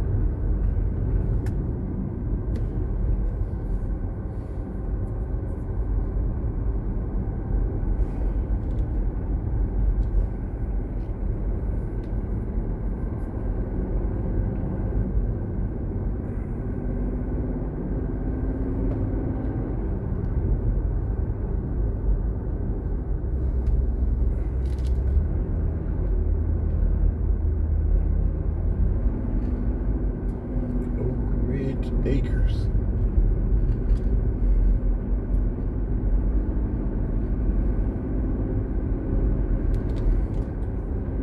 Ain't got bone signal, ain't got no north.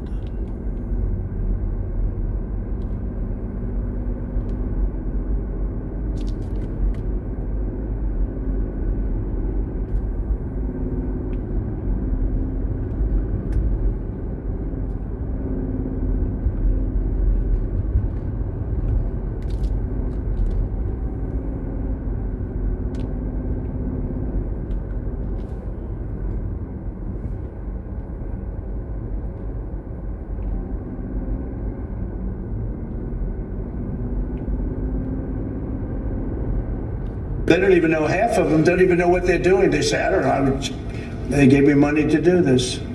I see the same things that you do. They're bad people. They're trying to destroy our nation. That's not working, because I think our nation now is the most respected nation anywhere in the world by far. You saw that with the European leaders on Friday. You saw that with NATO, where they agreed to go from 2% no pay to 5% fully paid up, trillions of dollars paid, where they respect your president to a level that they jokingly call me the president of Europe. They call me the president of Europe, which is an honor. I like Europe and I like those people. They're good people. They're great leaders.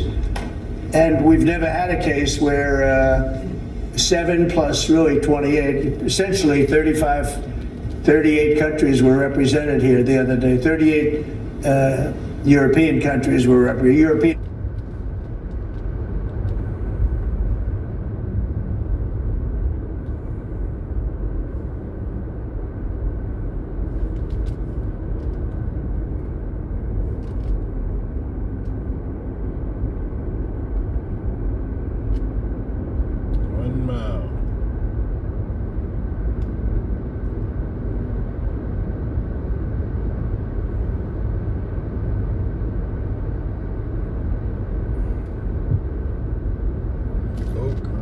Acres.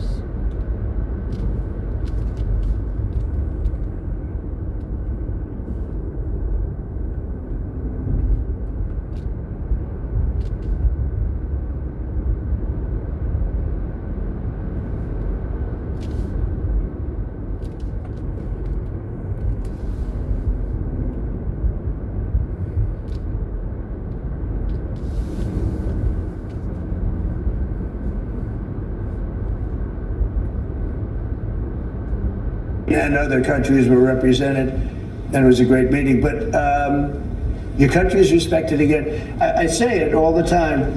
1 year ago, our country was dead. Everybody said it. We had a dead country. We were not going to survive. Now we have the hottest country anywhere in the world. So it's an honor to be involved, and this group has a lot to do with it right behind me. Okay.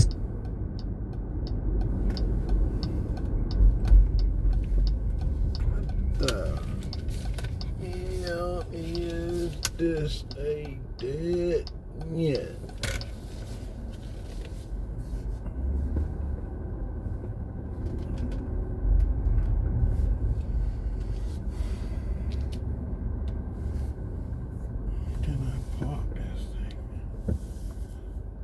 So now we get to the other side of this debate, where people believe that this is unconstitutional from the president. They believe that the American flag, when we decide to burn it to a crisp, is protected under the First Amendment.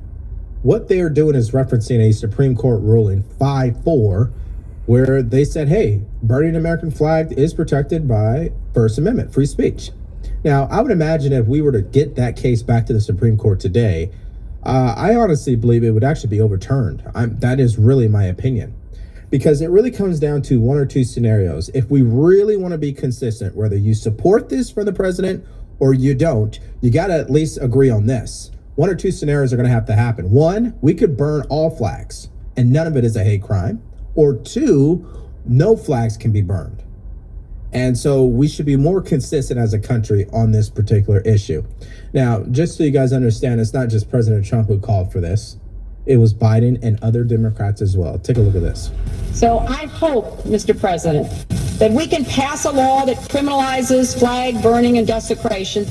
I agree that this burning, this desecration that can happen to our flag is something that people have a right to ask this body to try to prohibit and prevent.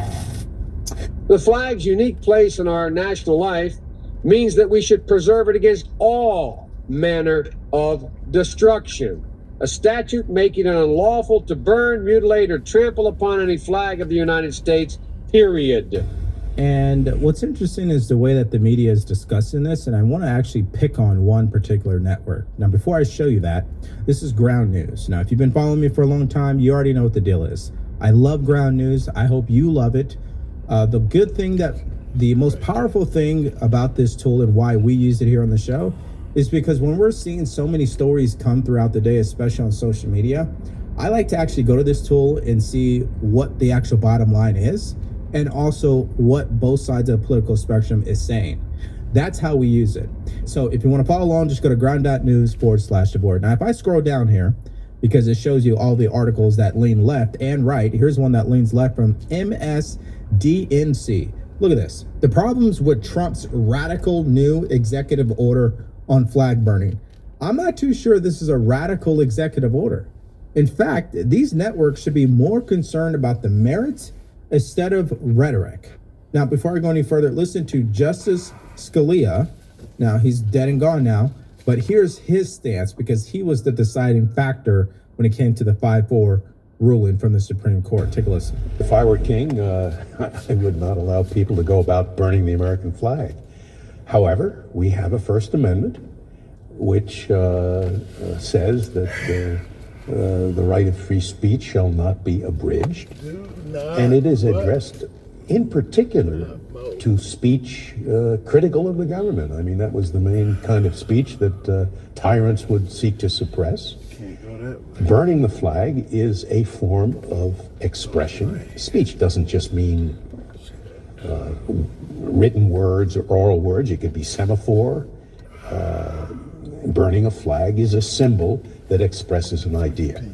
I hate the government is unjust, whatever. If you're not sure, then in the end, and no one knows the Constitution better than you do, doesn't it come down to your personal interpretation of the Constitution? If it isn't clear cut, which it clearly isn't, you in the end have to make an opinion, don't you?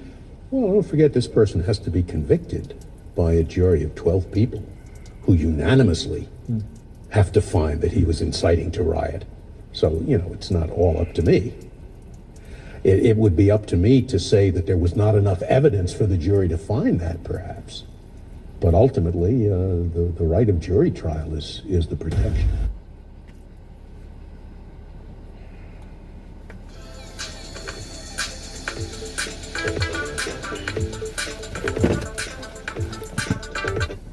Did you get my message? No, I see a missed call from you, though.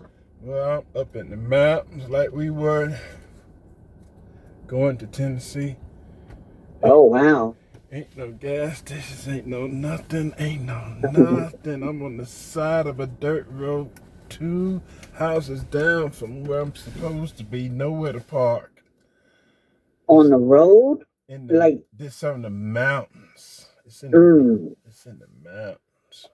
In the mountains. So you should get good reception up there then. I just got through to you. I've been calling and calling because I've been going up, down, left, right. Oh my God. I'm on the side of a mountain right now. Oh my God, baby. And these houses are tucked into the mountains. And there's no light. There's no light. There's no light. It's dark out here. Oh my God. The deers can be there. Yeah, and the rabbits are walking by, and I thought somebody was just looking at me from the window because it's a dirt road up a mountain, and every turn is someone's driveway. So I got nowhere to actually pull over, and the daylight is coming, but I'm way up in the mountains, babe. Quick trip, there's no gas stations, there's no nothing, it's just darkness. It's dark out here. Damn. You probably need to put your beams on, something on. Well, I don't want to disturb nobody because this is what they live on these mountains. They got driveways. Every time I want to park somewhere, it's a mailbox. So they got driveway, they going to work, they getting up. So I don't want to be blocking nobody. I'm pulled right over the side in the weeds a little bit between mailboxes. Oh my God. And my headlights just went out, so now it's spooky dark. Boy! Steve, stop. Boy! Steve, stop playing. That's what I mean. What's going on here, boy? That's where I'm at. I'm like spooky, scary out here. God damn. And it's 6:41, so I'm 2 doors down. And I guess I have to pull. pull a pee in the corner in the woods and don't be seen. Oh my God. And I know it. That's probably 30 miles to the nearest gas station. Good God. Oh my God.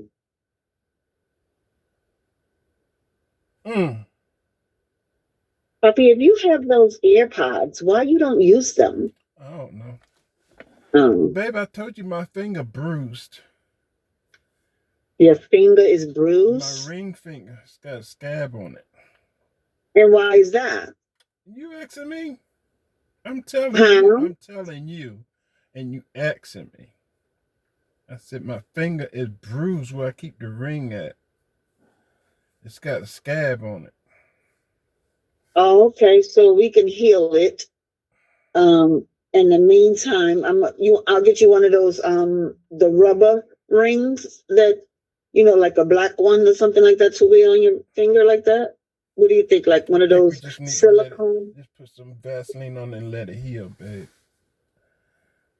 Let's see. I got to go from here to Stone Mountain after I leave here. I'm just not getting signal. Damn. I'm scared. Can you hear me? I can hear you. I'm the only black up in these motherfucker. Nickel. No, you ain't. I bet you turn that light on, you're gonna see some black house. I might see some of them zombies. You know what I'm talking about? No, you ain't gonna find none of them out there. Ain't no zombies up there. No, you ain't gonna find none over there. No. You sure? Yeah, I'm sure. Now, what you may find is a deer. I'm scared. Now, a deer, you like those. I saw two rabbits running from me. All you got to do is take out your camera and start recording. It's too dark right now. I mean, it's so dark. Oh, you're going in and out. Puppy? I can hear you. I think you should call me on the video so I can see you. I think you should call me on the video so I can see you. Hang on a minute. It's dark. I just clicked it. Video call. I gotta go to 725 in Navarro. You there? I'm here. It says preparing video image. I see you. Oh, you can see me? I don't see you. It's just spinning like on my end. It's like not going through. Navarro. RRO. I see you. Again. No. Video calling is unavailable. See, it's not going through. I Stay can right see there. you. Not right now. No. Navarro. Okay, I ain't putting Navarro.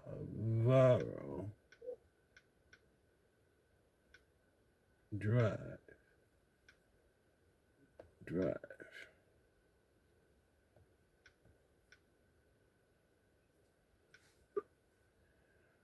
It keeps switching off. Mm-hmm. Stone Mountain.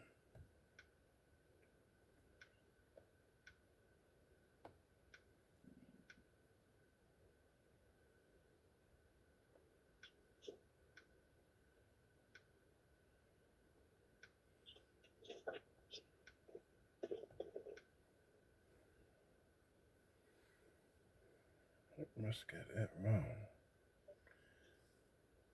I'm just gonna put Stone Mountain. They got to go from here to Stone Mountain. Oh, yeah? Going towards Mama Way. I guess I got to go to put this part in. They came in. Let me put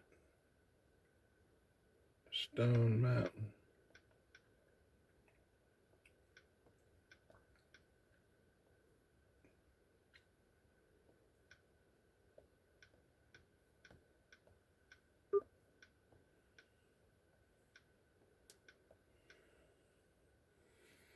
Boom. And then as I get close, damn.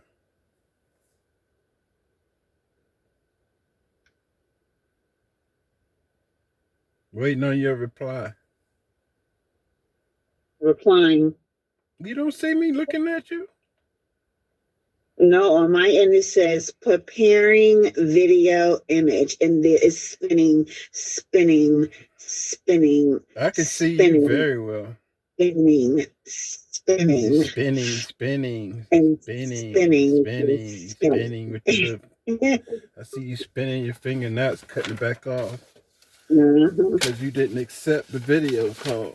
I did, but I'm looking right. I'm right here, accepting it. I'm looking right at it, like it's just spinning on me. Maybe you need to hang up and call me through the video.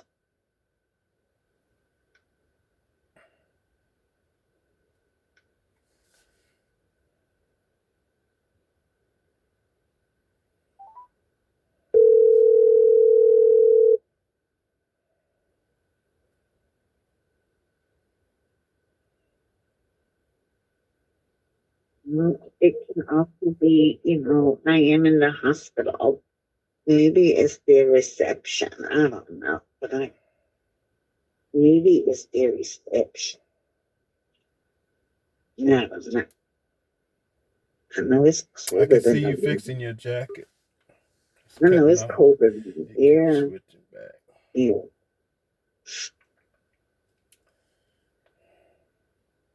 I know it's colder than a mofo up in this piece.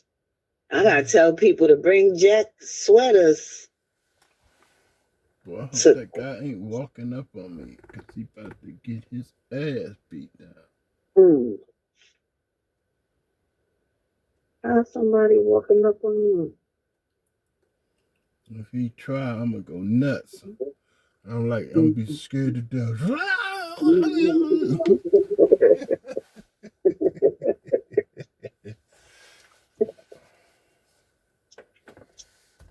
It's getting a little the sky lightening up a little bit. Yeah. I'm scared. But you still got an hour, right? Because you got to be to them at 8 o'clock. Yep, I'm right next door. Are you gonna call them and tell them you're there? No, I'm wait. She know I'm gonna be there at 8, but I thought I was gonna find somewhere to park. But the whole way I couldn't find nowhere to pull over. And then the next thing you know, I'm right on her. And I don't want to leave and come fucking back, so I just take a fucking nap. It's almost 7, right? Yeah, it's 6:40. It's 6:50. Yeah. About 7:45. Shit, might let them know. Shit. Oh boy. Ugh.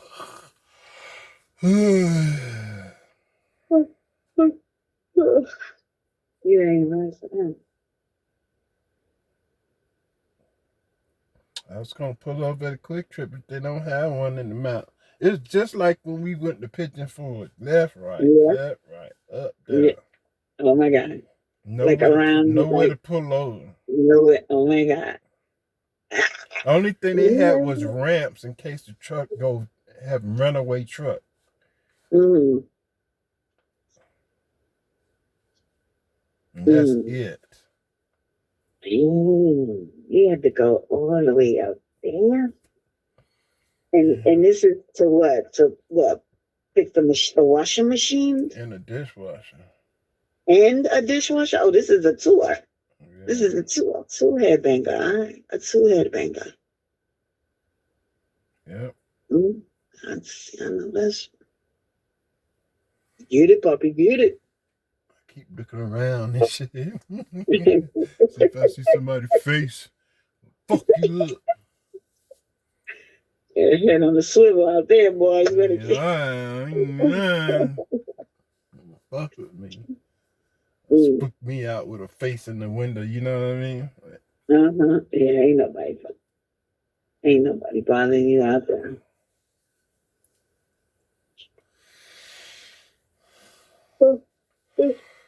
I'm doing the same thing. I can't take it now. I'm so far behind in my work. How do you do that? It just happens. It happens.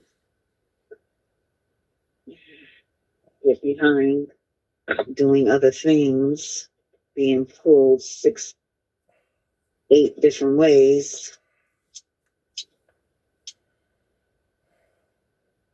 And my work gets behind.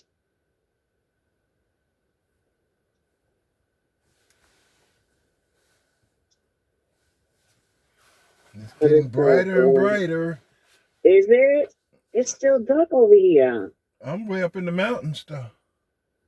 Oh, so you gotta get it first. I couldn't live like this. There's no way I can What live do you in mean? this complete darkness. What do you mean you can't live like this? There's no Like, street lights. There's no nothing. well, you're not living outside on the street. There's no way. It could be Sasquatch out here. You know?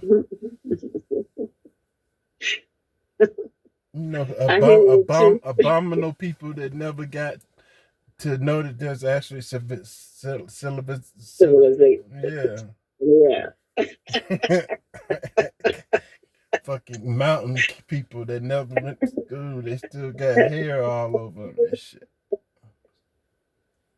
You watch too many movies. Yeah. I'm the wrong nigga for this job. You are black man on the side of the mountain at 7 o'clock in the motherfucking morning. In the motherfucking. Only nigga up here. Well, what you doing up here? Yeah.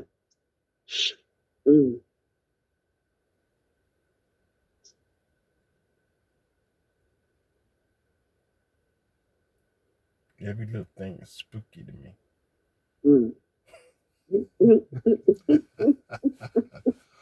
Oh, shit. Fucking gnats flying by, freaking me out. Bugs, flies. Because you new territory for them, boy. Every little shadow. Ooh. Even my own reflection.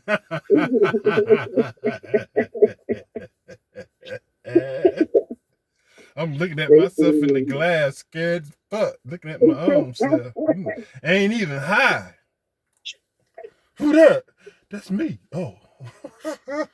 You see, you don't need to get high. If this is you now, then you don't need to. You're scared of your own self. Yeah. That's how spooky it is.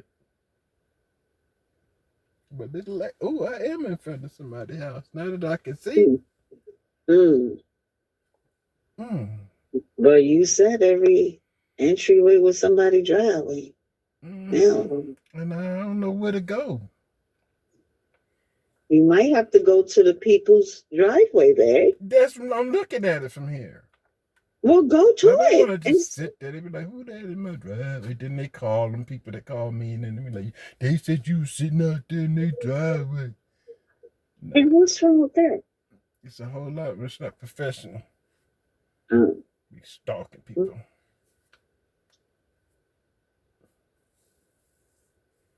I don't know what to do. And let me see. When I pull up, oh, my glasses. Let me see what Google said.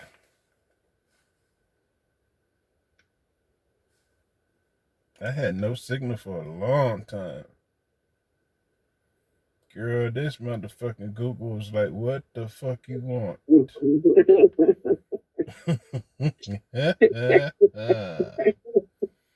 They're like, you want to know where you at, huh? Like what? You want to know what? You are in the Red Tail Mountain Vineyard. Red Tail. Do you see my dot? No, hold on. Let me go to a matter of fact. I'm in the Mountain Vineyard. You're near. Gap. This is Chattahoochee Oconee National Forest near Oak Ridge Acres.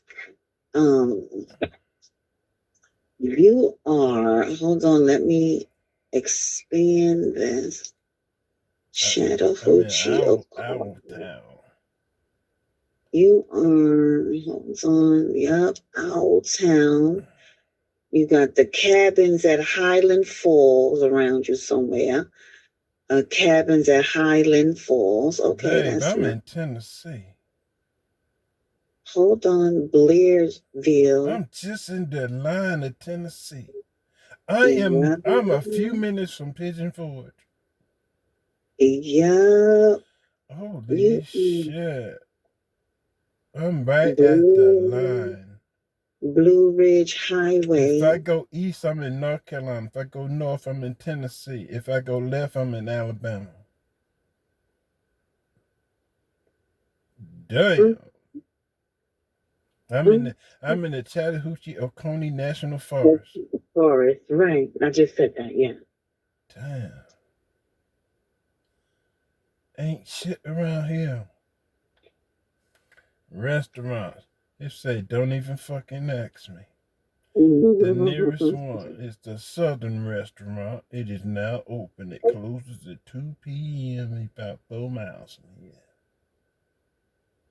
They got pancakes and breakfast. I know that's probably good out there in the morning. But shit, by the time I get there, it'll be time to turn back around because it's now 7 o'clock.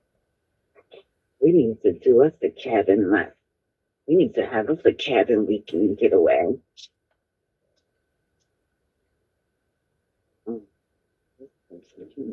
That's the Southern Restaurant. I am 7 miles away. Ugh.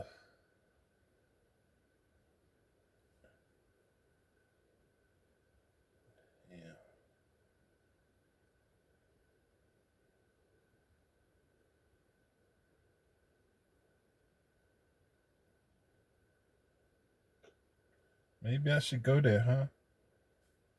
Go where? Whatever the fuck it is. It's a restaurant.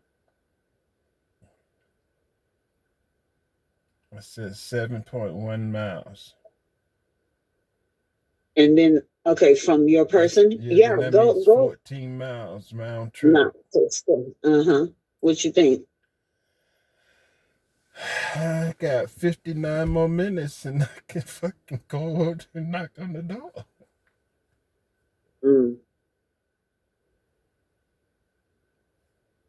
I say just sit here and take a goddamn nap.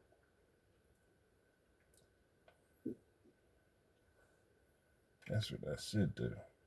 Well, it's 7 o'clock now, so. Got 59 more minutes. That's just talk to you. Okay. Okay. Yeah, until you go to sleep. Until you go to sleep on. You there? Hello, can you hear me? Yeah, I'm scared. You got your pillow out? Yeah. Okay. I'm scared. Oh, there goes Sasquatch. It's okay, baby. There's no Sasquatch. You all the way in damn downtown Atlanta. You can't even do nothing. But it's okay, puppy. You can't even find me trying to make me I can laugh. find you. I'm looking at you right now. Well, save me from Sasquatch. I'm looking at you right now. You are over there. You are by Red Tail Mountain Vineyard. Yep, you right there. I see you. Look him up. Hold on, sit my baby. Can I What see the hell some was kisses? that? Did you do something? Yeah, did you get it? Oh no, I got the car off, and I just got you on speakerphone now. Oh, so you didn't get it? I ain't got nothing, babe. I just watching.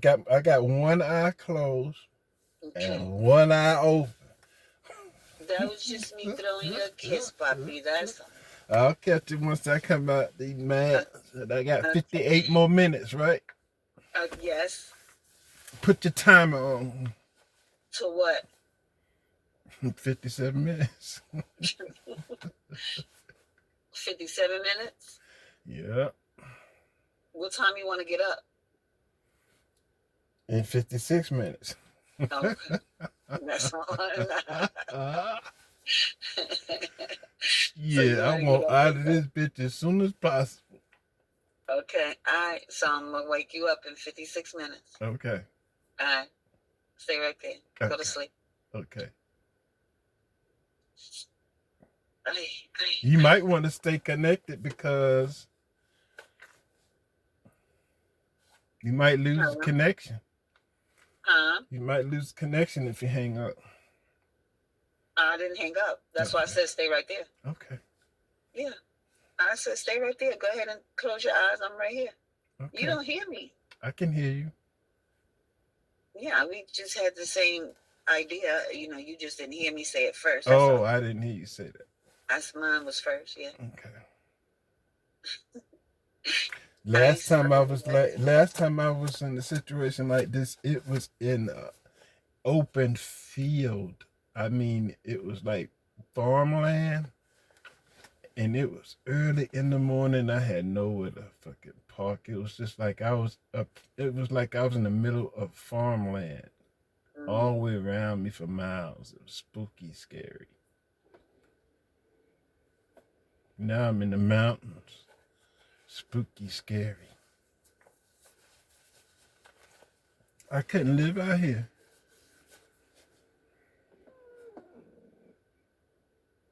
Ooh, there's a deer crossing in front of the car. Are you getting the footage? Yep. He's sniffing around the mailbox. He smells you. He smells you. He's going another way. He look like a young one because he don't have no elks or whatever them things are.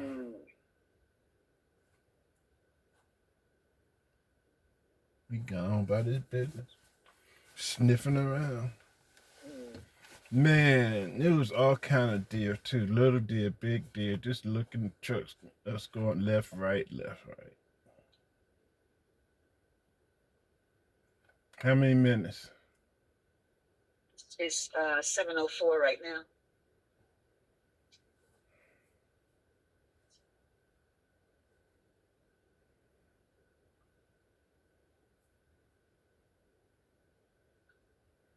And I did want to take a nap too, but I couldn't find nowhere to pull over. I just kept coming.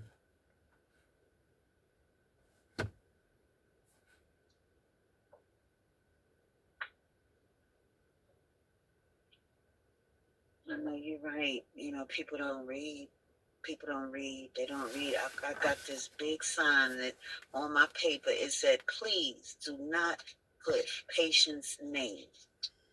At my request, I authorize Georgia Eye Partners to disclose my protected health information to the person's name, the relationship to the patient, the phone number of that person. You want to know what they put here? Or they put their name. Their name, relationship to patient, self, phone number, their number. Mm. And I have it in a red marker. I got a red pen with a yellow highlighter over the words that say, please do not put patients. They didn't see do not put. They saw patient's name. It's clear. I mean, it's in red. It's in red letters, and it's highlighted in yellow. Mm. So that way the yellow can bring out the red, you know, lettering. You know what I mean? You know what I mean? So with the yellow popping off, boom, boom, boom, and then the red pen clearly saying, please. Should I say, please do not put your name